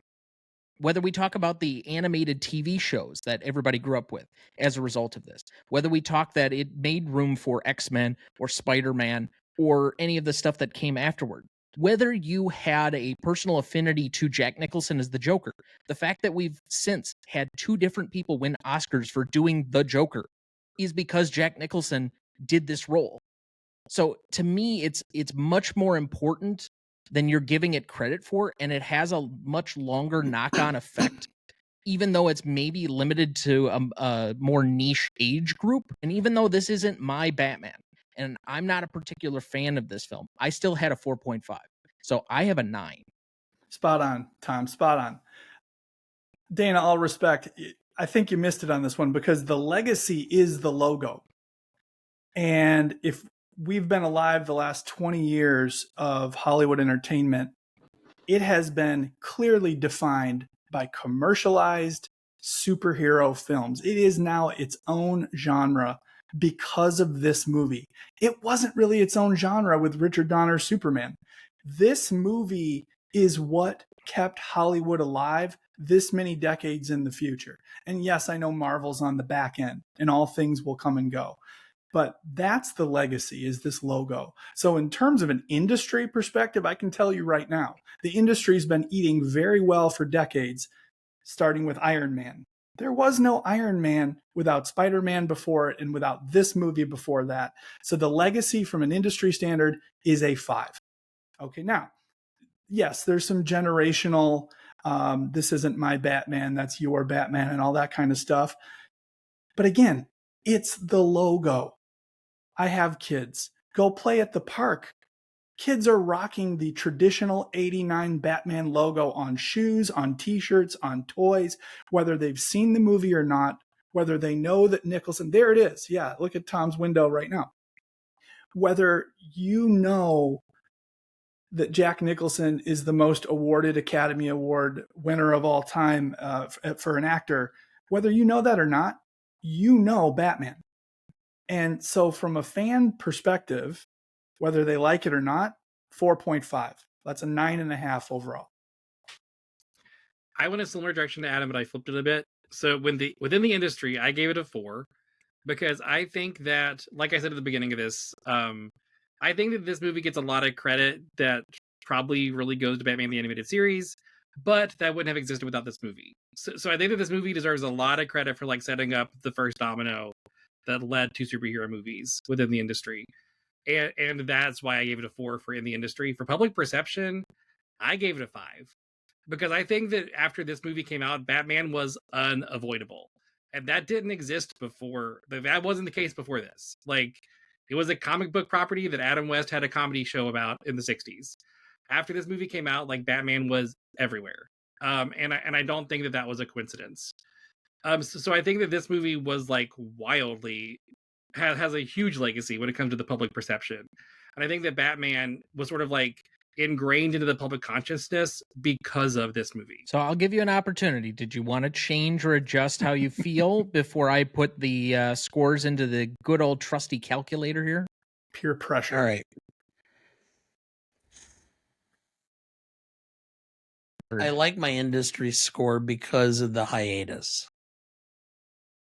The public, you have kind of influenced me with the logo and with the comment, and the simple fact that Michael Keaton at a commencement address stands and goes as his last line, "I'm Batman," and the kids all cheered. Okay. So I'll go from my 1.3 to a 3 on the public. So I'll go with a 7. I understand I'm going to be the outlier here, but I think I'm going to be more in line with the remaining scores. So that is an 8.63 between the four of us. As far as impact and significance, I think the biggest thing that this movie did is outside of Superman, which obviously was a very important character and kind of made all of comic book films after it possible. But it took comic books as an art form and made it palatable for non-nerds. I mean, it's one thing for the rest of us that have all loved comic books and, made superheroes our thing, but that was a niche art until a certain period of time. And with every barrier and every new series or franchise or character that came to light that the public embraced, I think it knocked down another barrier to the point where we got to nerd majority culture, which obviously I think kind of kicked down the final door when we got Big Bang Theory, but where everybody's wearing comic book t-shirts and can say the lines from the Joker verbatim without much trouble. It's just kind of become a different era. And so from an industry standpoint, that set up a lot of things, whether that be Tim Burton is able to make just about whatever he wants for passion projects, whether that's Ed Wood or Edward Scissorhands or getting Nightmare Before Christmas on the shelves, whatever you want to put in that, or that Jack gets this gigantic payday, or the franchising that takes place with all of this and the toys and the stuff that I grew up with, whether that be the animated series. I think the industry, for me, is a pretty easy 5. And for the public embrace of this, even though it wasn't necessarily the biggest movie of the year internationally, domestically, it was a huge deal. And we've already talked about the cultural impact that it had on kids, on franchise media, on home sales. This thing was a phenomenon for a while. And even Batman Returns was enormous because of the legacy of just having this character out there. So I'm at a rare 10. Go ahead, Dad. I'm at a 10. Anything to add? Not really. I mean, I lived through this period as an adult. I understand. I clearly understand. You mentioned how it became vogue to like comic books. And so I have no qualms about the impact and significance within that first few years period. So I went with a 10. My problem is that I see places where it declined for a period of time, but did not completely fall out of favor, and that's why I gave it lesser for legacy. Every now and again, we run into a movie that makes an impact tremor, kind of like the T-Rex with the glass of water, right? And in 1989, this movie didn't just move the needle, it broke the gauge. It broke the gauge in terms of the way that the industry marketed itself, its stars. It changed the way that stars' contracts were negotiated once word got out about what Nicholson had pulled off. This was the defining moment. And so, Dana, I have to agree with you wholeheartedly. The impact, the overall significance of this movie, it is a 10 out of 10 when you look at the way that we make movies today. Well, sorry to put you on the spot, Terry, if you didn't have a 10. Oh yeah, I'm so sorry, guys. So my impact within the industry, I put a 3 for, and the reasoning for this, I'll explain. The reasoning for this is I thought of this category more as like how the movie was perceived at the time, and I think it's important to note that like there weren't a lot of like Oscar buzz for like the big categories at this time. Like Nicholson wasn't nominated for Best Actor or Best Supporting Actor. Like that's weird, right? Like you think he was. And back at this time, because like now I think that we think of the Oscars as this weird like avant-garde thing that like only movies that are in like art houses get nominated. But like back then, like blockbusters got nominated pretty regularly. So I think it is sort of telling that the industry didn't think of it seriously at the time, like in that way. That was like a way that they should like honor with like critical awards. So that is why I gave it a 3 within the industry. I did give it a 4 for public, just because everything we've said already. Like I think it's been wildly impactful. So I ended up giving it a 6. No, yeah. No, a 7. total. And to make your point, the previous year's box office winner, Rain Man, did win Best Picture. So there is that. There's a little bit of a skew there, though, because fewer movies were released. There was fewer advertising dollars being dumped into each of these releases. And today we get 10 nominees. Back then there were only 5.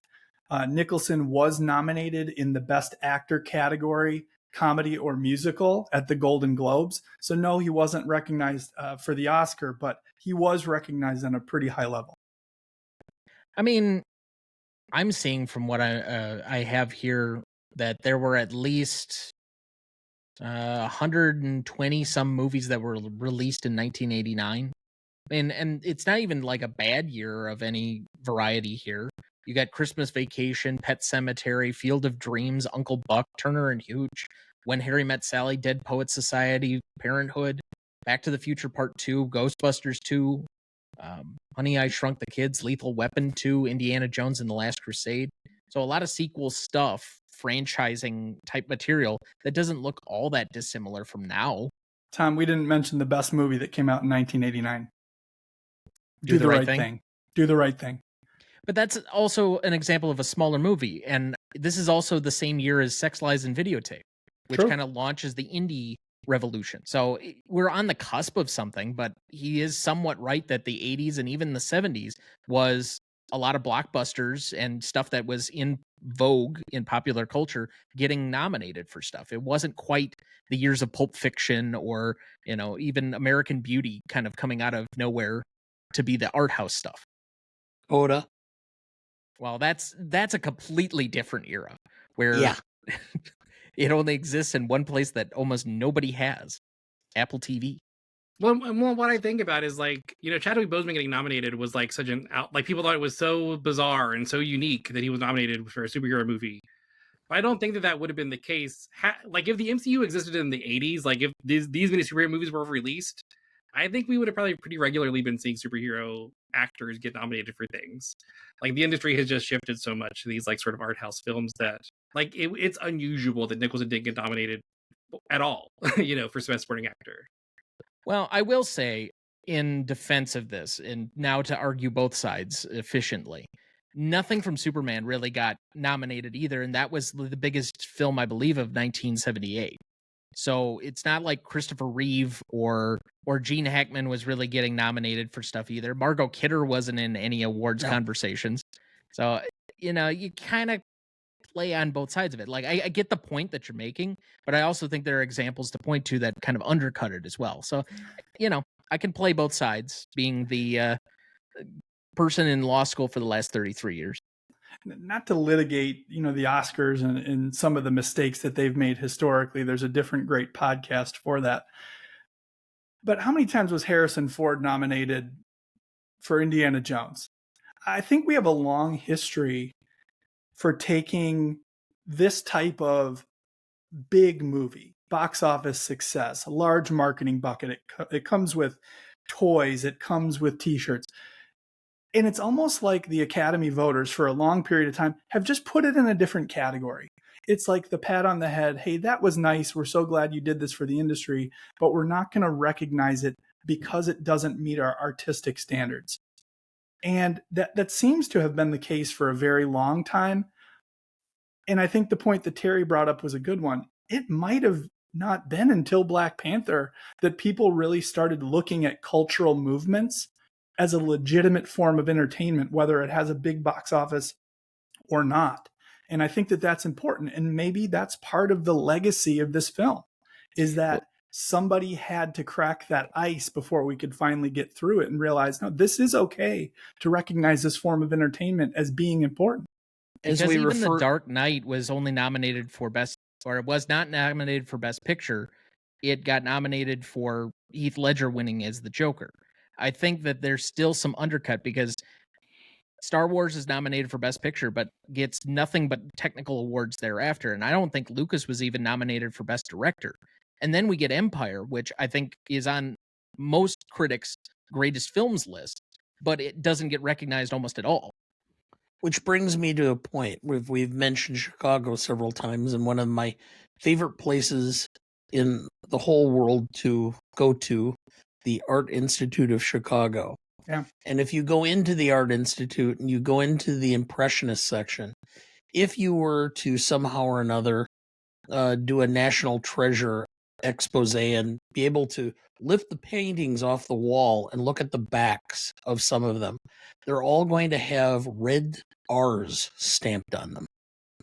And that is because Impressionist art was such a revolution in the 1870s and 1880s in Paris that they were refused for exhibition at the Art Institute in Paris for the national exhibits. And the R stands for refuse, French for refused, because they didn't understand them. And ultimately, that's what we're talking about, is that these films were presented as being fun, lark, popcorn type film, and not for any actual artistic ability or value.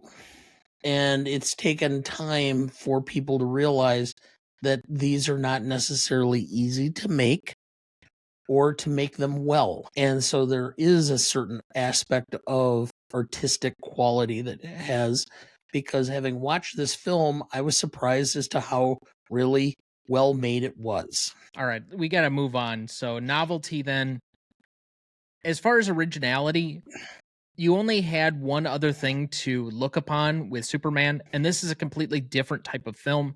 You're establishing a completely different tone than the Adam West Batman, that while it had a movie, it's just in a completely different universe. The costuming is different, the art design, the score, everything else separates it from what came before it. So I have a 4 on the originality side of this. However, in an execution, there are some things that are lacking, and yes, I know I'm getting somewhat of a victim of comparison, but it just doesn't hold up quite as well for me on certain aspects of it. The costume looks a little weird or funky comparative to some of the ones that came after it. It could have been tightened up. The way that the bat wings come out, where he's got that like full extension, just looks a little crude, if you ask me. I don't think that Tim Burton, being not really a comic book fan, does detract a little bit from the movie, in the fact that he doesn't really respect some of the mythos. He takes one of the more important comic books and then he kind of plays around with it a little too much for my taste, a bit. The Joe Chill thing aside, there are other pieces of this movie where I feel that he stamps all over it to kind of create what he wants out of a Batman mythos, as opposed to respecting what came before it. So on that side, I'll still give it a 3, but I have a 7. Yeah, in terms of novelty, I think you touched on something important when you talk about the artistic design and the way that this film looks and the tactile nature of Gotham City. One thing we haven't brought up yet is the Batmobile. And I think we've had these different evolutions through time of what the Batmobile has become. And I think they all have their individual merits. But this Batmobile, the first time we see it, the first time we witness its functionality, the first time it drops the bomb and acts as chemicals, when he says shields into his mouthpiece and in it tightens up, that was extremely novel for the time. That was something that I think I underestimated. I didn't really think much about the Batmobile before that. And that was something that definitely stuck with me. So in terms of the artistic design of it, I do think that there are some things that have not aged incredibly well. I'm going to mash the two sides here together, give 4s on both for a total of 8. Yeah, I feel pretty similarly to Adam. I felt like it was probably like a 5 for novelty. Like, I think that a lot of the ideas in this were very unique, and I think that a lot of the ideas and the production design aspects that, like you mentioned, Tom, I think that they were things that were unique to the time and really did influence how we sort of like perceive these kinds of franchise movies moving forward. But I gave it like a 3 for the execution because of primarily because of the script, if I'm being fully honest. I think the acting was good. I think the directing was good. I think that it just was a sort of bland script overall. So now I get to reverse my role, which is I'm going to be higher than all of you. There we go. Think back of the Batman Adam West and of the Donner Christopher Reeves Superman. the characters were dropped into realism. The real world as we knew it. This is novel because Burton created an alternative universe. The universe of the comic book that Batman was in. It was darker. It was more nemesing. It was a place that none of us really wanted to be, but we could see eventually things evolving into that, but for Batman. So I give it bigger credence for the simple fact that it created an alternative genre, which is not putting a superhero in everyday life and seeing how he functions, but creating an alternative universe and putting him in a position where he not only survives, but thrives. And so I am at an 8.5 for novelty for that reason. So that's a 7.88 average between the four of us. Classicness. Dad, I'll let you lead. Usually we start around a 7. And there's a lot of this that ages well. And I did make the comment that I did think that the character, she's trying to change the brooding guy. I mean, it's something that I've noticed throughout my life, which is why certain dynamics of why women seem drawn to the bad boys, And so it just struck me as I was watching it again that yet she thinks she's going to be the one to change him. And like she's going to be bigger than the psychological trauma, the PTSD associated with watching his parents be murdered. And so that kind of just struck me wrong. But I do think the fact is that she is a strong character within this, which in the 80s, finding female characters who were actually like more than just superfluous was not always the case. I mean, it started about this time frame, but I think she helped propel it. So I'm going to give it a 0.5 point up simply because of that. I can't give it any more than that simply because of what I perceive as being the stereotype. So I'm going to give it a 7.5. I'll get mine out of the way. I do think that this suffers from some comic book inaccuracies. It suffers from a little bit of the technology of its day, that it just can't be quite as forward as, the Nolan movies, which are obviously a little bit better made, had a lot better budget. Was the helped along by the fact that technology had advanced so much in that time frame. I also don't think it's particularly timeless.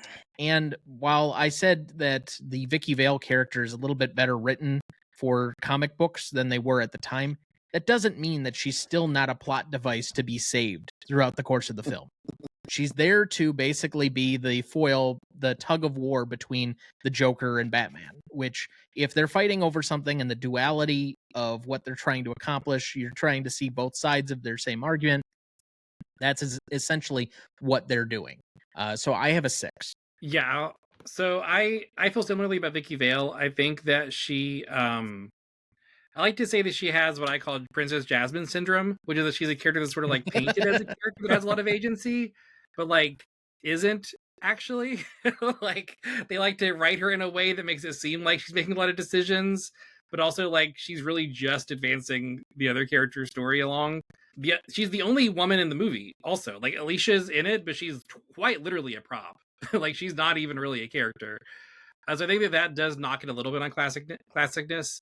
As far as diversity, I think that Billy D. Williams is kind of like a stroke of genius for the time. Like it's wildly progressive to have someone like him in a role like Harvey Dent that could potentially be more important later. He wasn't, but could have been.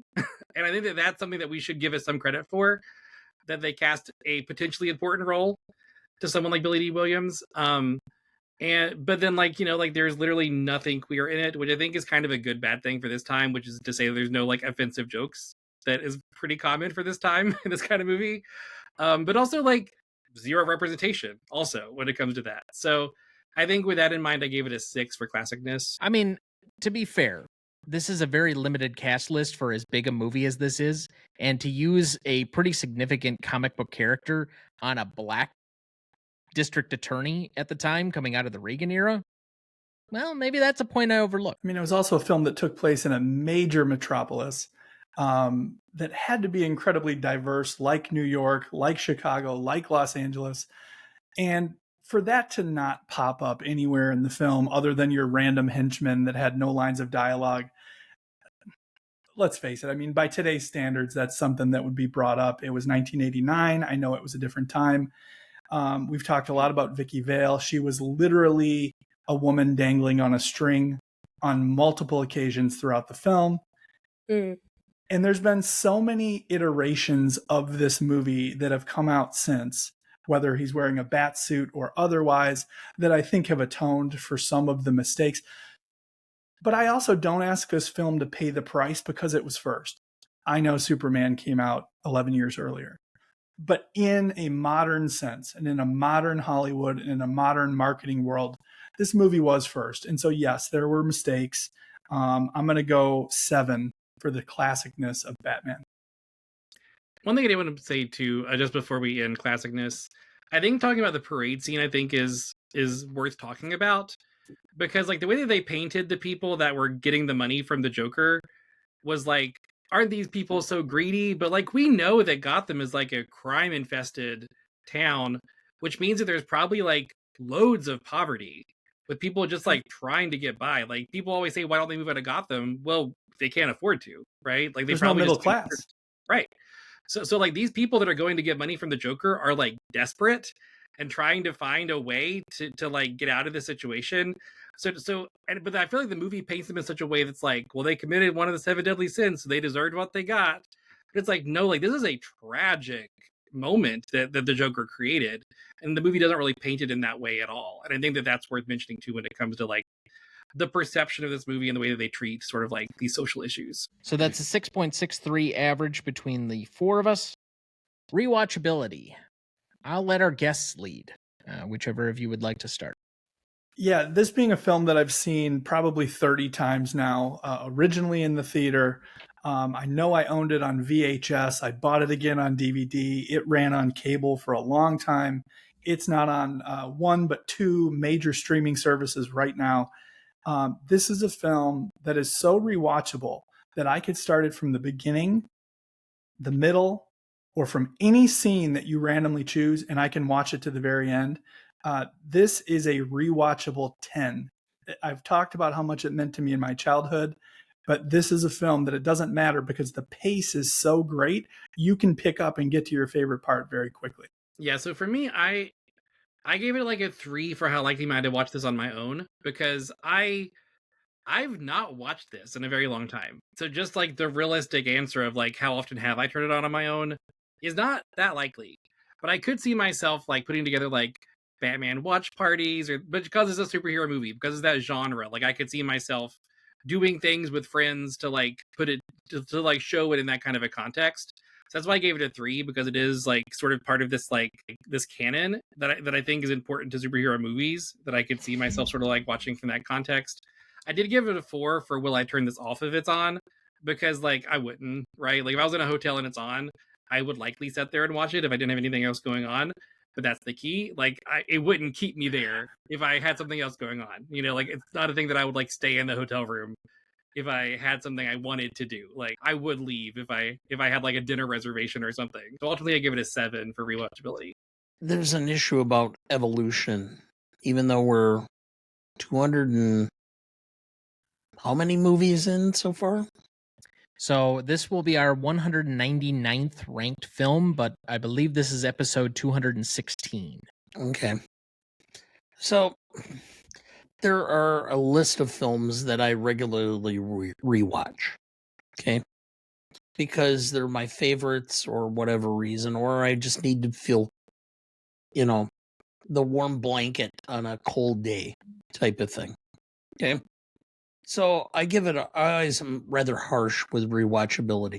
But to be perfectly honest, I almost rewatched this today, but for the fact that I had so many things that I had to try to get done before the end of the week with my schedule and such.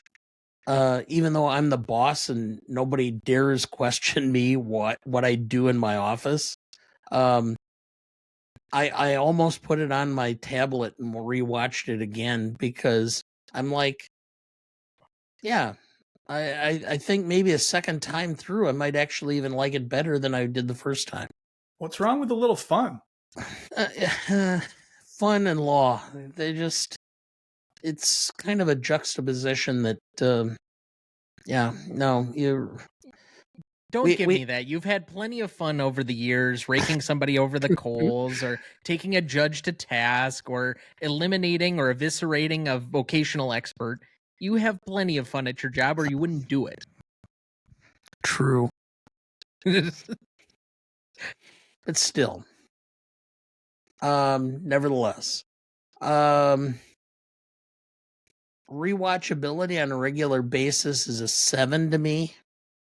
Where I'm going to put it on and it's going to be something I'm going to watch every 1 or 2 years I'm going to give this just one step below, and I'm going to go with a 6.5 for that.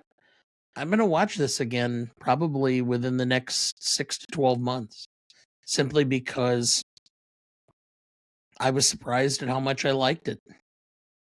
I'm not sure that if I would have watched it in 1989, I would have had that reaction. But part of that is called maturation and understanding things much more than when you were younger. So wait, am I the only person that saw this in the movie theater in 1989? I believe so. Oh my You goodness. probably were. That's not a comment on the movie, though. Tom and I were both too young. I was 3 and Tom was not born. So that's probably a factor. So it just came down to me and Dana.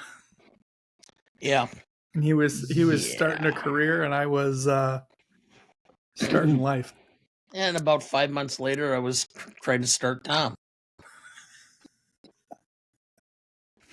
Apparently successfully. Yes. Anywho, moving on. All right, for mine, I have recently started putting on kind of a criteria with the rubric to give myself a little bit easier challenge of how to affix a particular number to these. So for the likelihood that I would put it on of my own volition, it would come out at probably a 2, because I'm probably only going to put this on if I have to. It's just, I'm much more partial to the animated series. I'm much more partial to the Nolan verse, even the Batman.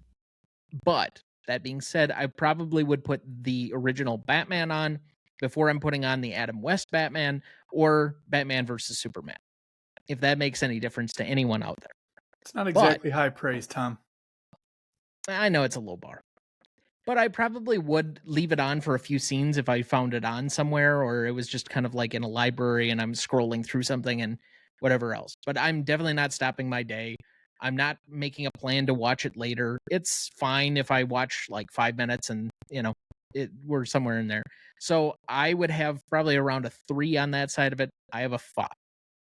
So that makes the average for this category a 7.13 between the 4 of us. For audience score, this is one of the rare times that Google and Rotten Tomato users have agreed. They both had it at 84%, giving us an 8.4. So to repeat the categories, we had an 8.63 average for legacy, a 9.25 for impact and significance, a 7.88 for novelty, a 6.63 for classicness, a 7.13 for rewatchability, and an 8.4 for audience score, giving us a final total of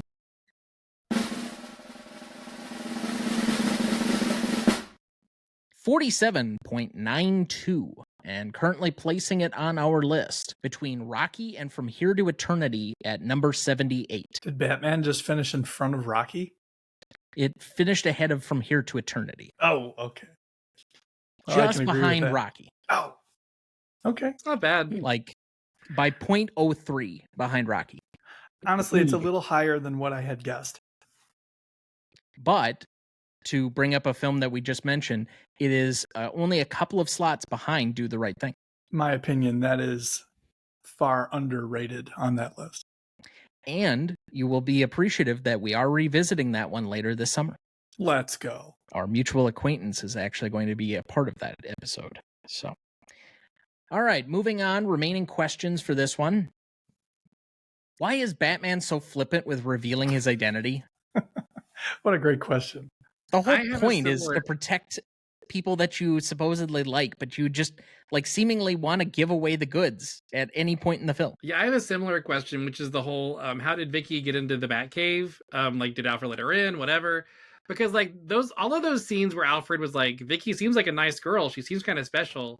I read those in the moment as Alfred being like, you got to get out there and not just be Batman. You got to like get a social life. You got to talk to people.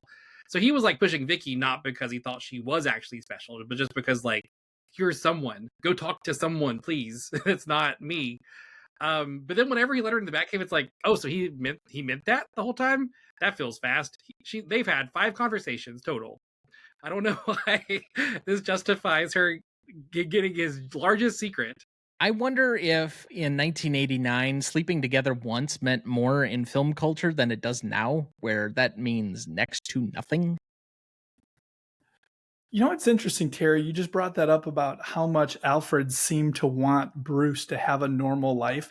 Those sentiments seem to be repeated quite a bit with the Michael Caine version in the Nolan movies of Alfred.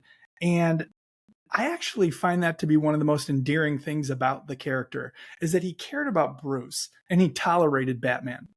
And so, yeah, I don't know all about like blowing his cover and inviting this photographer who literally works for a newspaper into the Batcave. But there seems to be something about his love for Bruce superseding his love for what Bruce represents. And I actually really like that about the character in both iterations. Also, a question that we have to address before we end this show, because it's always a hot button topic.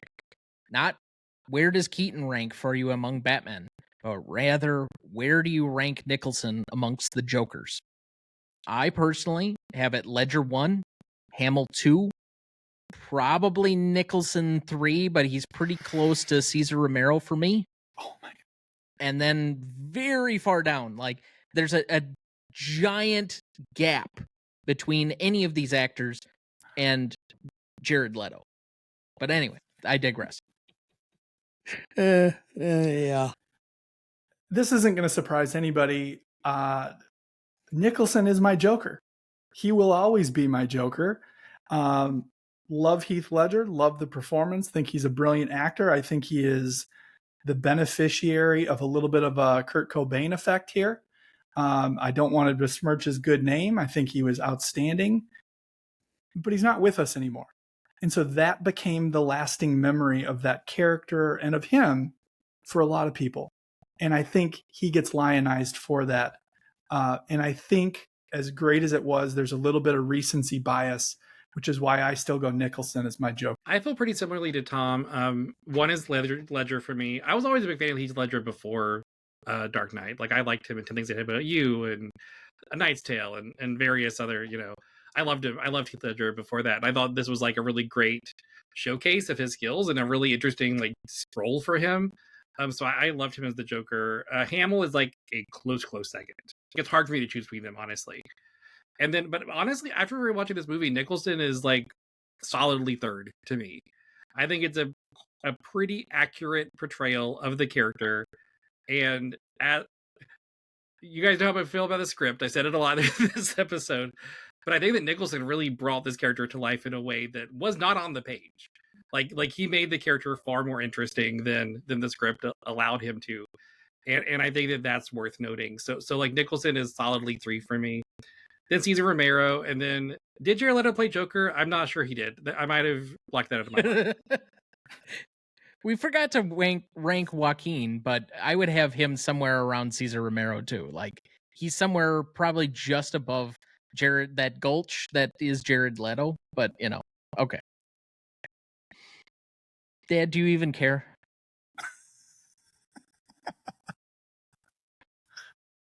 Cesar Romero. No. It's fine.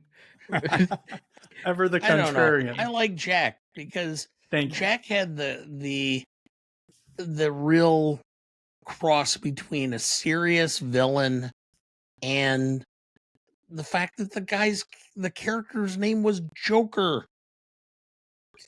Ledger played him so dark and so villainous that I just, although I really respect the performance and think he was phenomenal as far as what he was trying to accomplish, I just don't necessarily agree that Joker should have been that. There's nothing about the basic premise of Joker is that even though he's horrible and you should hate him, there's a certain part of him that you kind of go, oh yeah, okay, I can understand why people might follow him because, Yes, definitely preach to me what the Joker actually represents in comic book lore.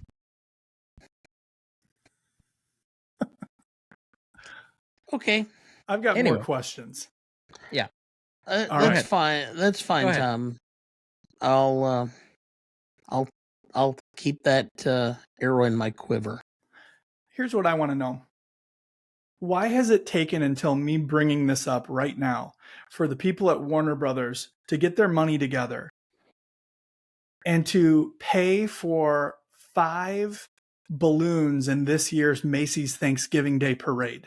You need a clown, a crying baby, a tiger, an elephant, and an octopus with 5 tentacles. Throw those in there and just see if anybody notices. See, you want to talk about the legacy of a movie? You see those 5 balloons rolling down Fifth Ave. Let's just see who notices and which way they go. I don't know if you need all 5. I think if you just got the Joker balloon, but point taken. And a Joker float, Needs to or happen. like a Nicholson impersonator, like is doing the Joker bit.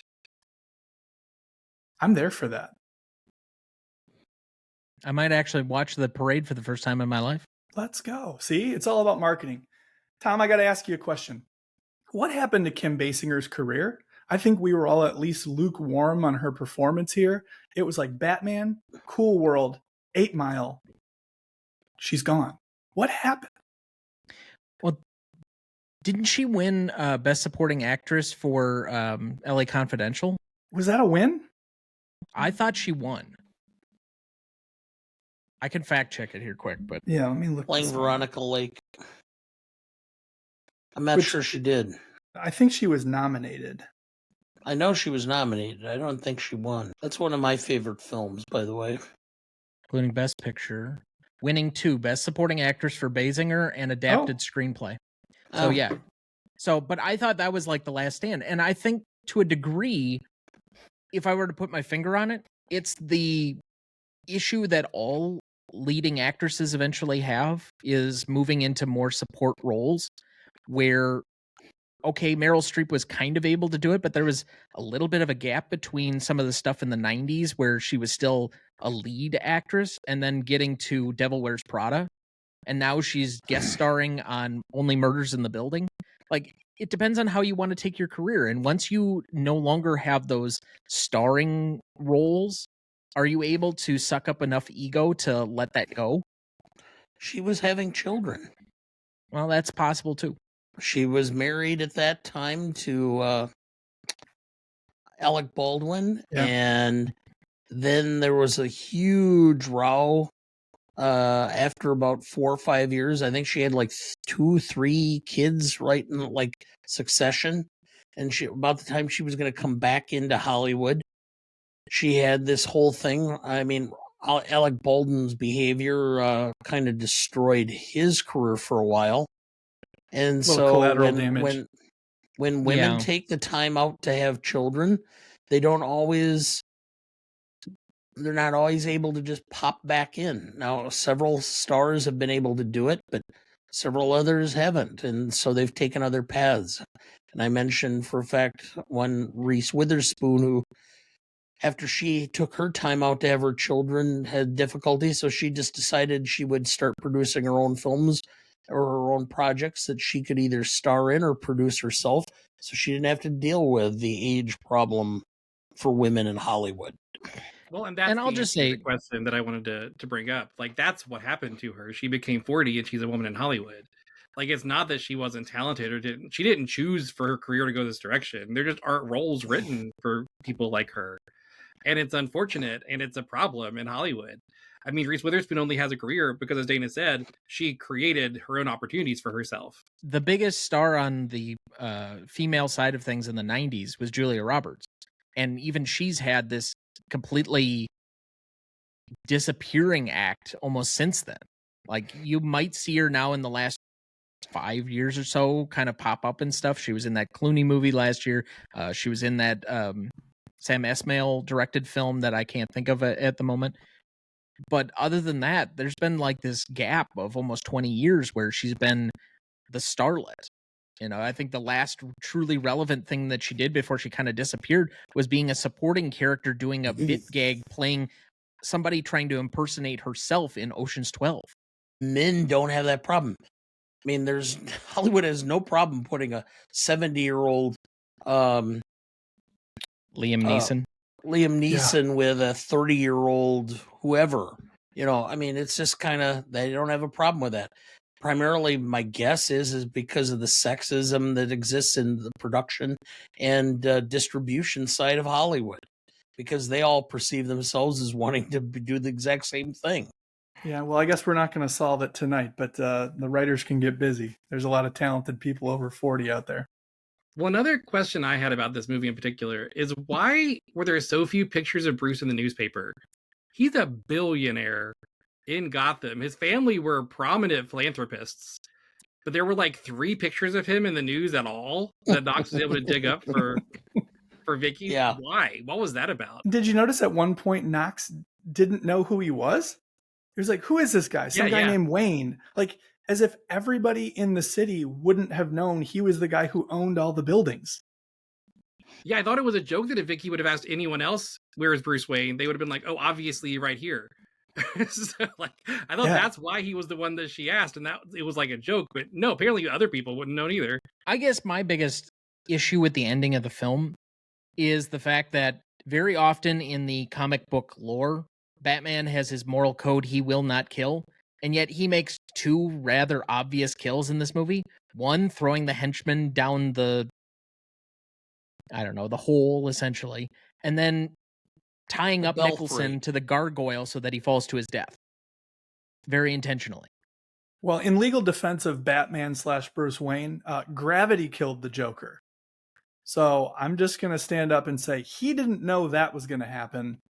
So I don't think he technically killed the Joker. I gave Batman a pass there because Batman would have been like, they could have ran and they didn't. So that's not on me. Like, they knew a bomb fell out and they didn't run. That's on them. And I gave him a pass for Joker because, you know, his entire life is about his parents being killed, and this is the guy that killed his parents. So I gave him a pass on that one. Like, he's allowed this one. But he's also in the Batwing and the Batmobile, got guns with ammunition, and he's also firing rockets into a crowd during a parade. They saw the rockets coming, though. They could have moved. And his aim is impeccable. Nobody got hurt. I just think Tim Burton fundamentally misunderstands Batman. I don't think Tim Burton wanted to understand Batman. I think Tim Burton had his own agenda. I do think there was a certain element with Burton where he was like, I'm going to get one shot at this. I'm going to do it my way. And it just so happened that it raked in so much money that he ended up getting 2 shots at it. But I do think that there was a little bit of I don't care about the canon. I'm going to make a Tim Burton Batman movie. Well, and thank God Tim Burton was the last director to misunderstand Batman, and it never happened again. You know, we're just so lucky that he's the only director to misunderstand the character fundamentally. Well, that's fair. Yeah, well, and then I think after the second one, he kind of lost interest and said, I don't want to do this again. I'll just rake in the dough and produce it. And that he has done. So we do have one listener question, and it was somewhat directed to my co-host, but apparently there's only one right answer on this one. What is your favorite with a U, Batmobile from the Batman movies? Actually, I like the Batmobile from this one. Mm-hmm. I would agree. This is the coolest looking of the Batmobiles. Like, I know. Obviously, the Adam West one is kind of based off of a real car that they just re-rigged. And the Tumbler, I've always thought looked kind of awkward. I always actually liked the Bat Pod a little bit more than I liked the actual Batmobile from the Nolan movies. It just kind of it's too tank-like. This one felt sleek. It felt like actually a car, and that it Yeah. had much more capability. I think this one is reminiscent of a souped-up Rolls Royce. Oh, see, now don't ruin that for me. Why? Rolls Royces are so ugly. Oh, A quick shout out for the Matt Reeves Batmobile that Robert Pattinson drove. Souped up muscle car, very tactile, very something that you could see on the street. A lot of people say that it's akin to like a Barracuda, and I didn't know what to expect out of that. And it was probably the least flashy of the Batmobiles, but I found that really interesting, and its introduction in the Reeves film to be an amazing way to go about doing that. So I really appreciated that from the Batman movie. I like. I That will one say too. that the chase down sequence where he chases down the Penguin and has that silhouette walk to the car is a very good scene in that movie, even if I have my issues with its Act 3. My issue with the Batman, not to get into it, but I feel like it ended. It had about 3 endings in it, and it kept going each time. It had a hard time walking away. It was like, I need more of a good thing, more of a good thing. But I don't know. I think the Reeves Batman turned out a lot better than many people expected it to. I have my issues, and we'll address that on a future episode, I'm sure. But needless to say, it's still like Dark Knight is number 1 for me with a bullet point, and then everything else is kind of still trying to live up to that. But I want to thank both of our guests for joining us this evening. First, Adam, thank you as a new guest. Glad to have you. You are welcome back anytime, and I'm sure we can find some new guest spots that maybe aren't comic book related, since it seems like you have much broader thoughts beyond just this one. But thank you very much for joining us. Guys, thanks so much for having me on. I really appreciate it. I love the show. It means a lot to me that you would invite me to be a part of it. And where can people find you if they like your work?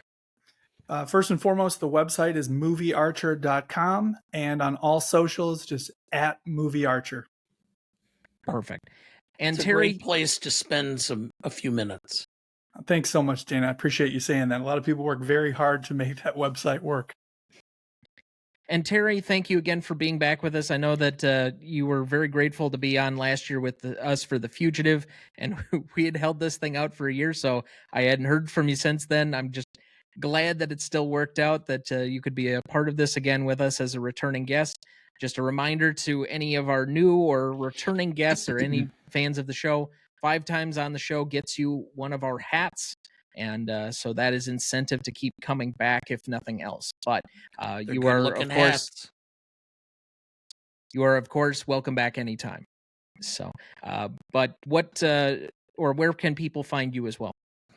Yeah, once again, thanks for having me. This was a great time. I love talking, fantasy and superheroes. So this is my bread and butter.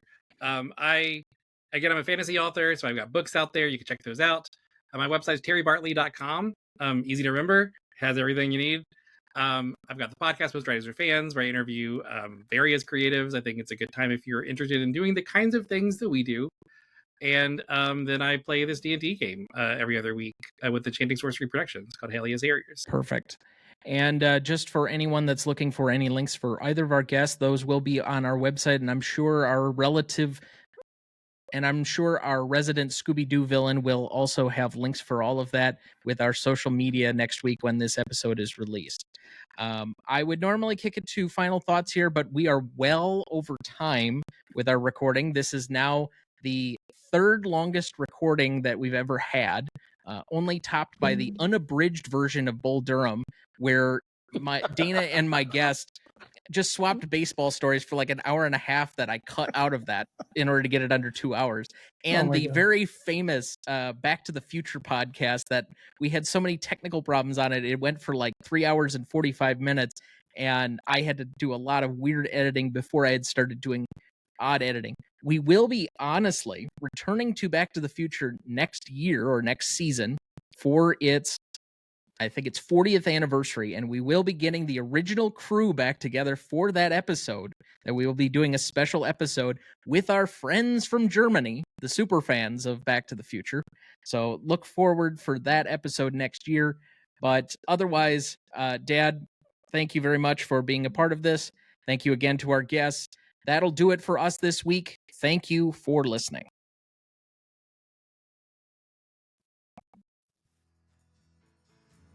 Really Life is appreciate like it, you a guys. box of chocolates. You never know what you're going to get.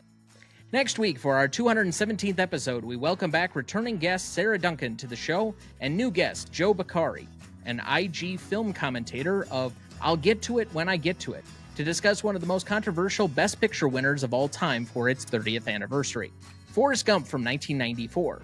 Directed by Robert Zemeckis, written by Eric Roth, music by Alan Silvestri, starring Tom Hanks, Robin Wright, Gary Sinise, and Sally Field. You won't want to miss that one, so watch ahead of the show by searching the Real Good app to find where it's streaming for you. That's REELGOOD. Please like, follow, rate, and review, or whatever on whichever platform you have so that more can join in our fun. You can also email the show at thenewRonnieDuncanStudios.com or at greatestalltimemoviepodcast@gmail.com. Find us on YouTube, Instagram, X, Letterboxd, or TikTok at the handle @GModePodcast. Greatest Movie of All Time is a production of Ronnie Duncan Studios. Our show is mixed, edited, and written by Thomas Duncan. Our music is thanks to Purple Planet Music. Our technical provider and distributor is Captivate FM.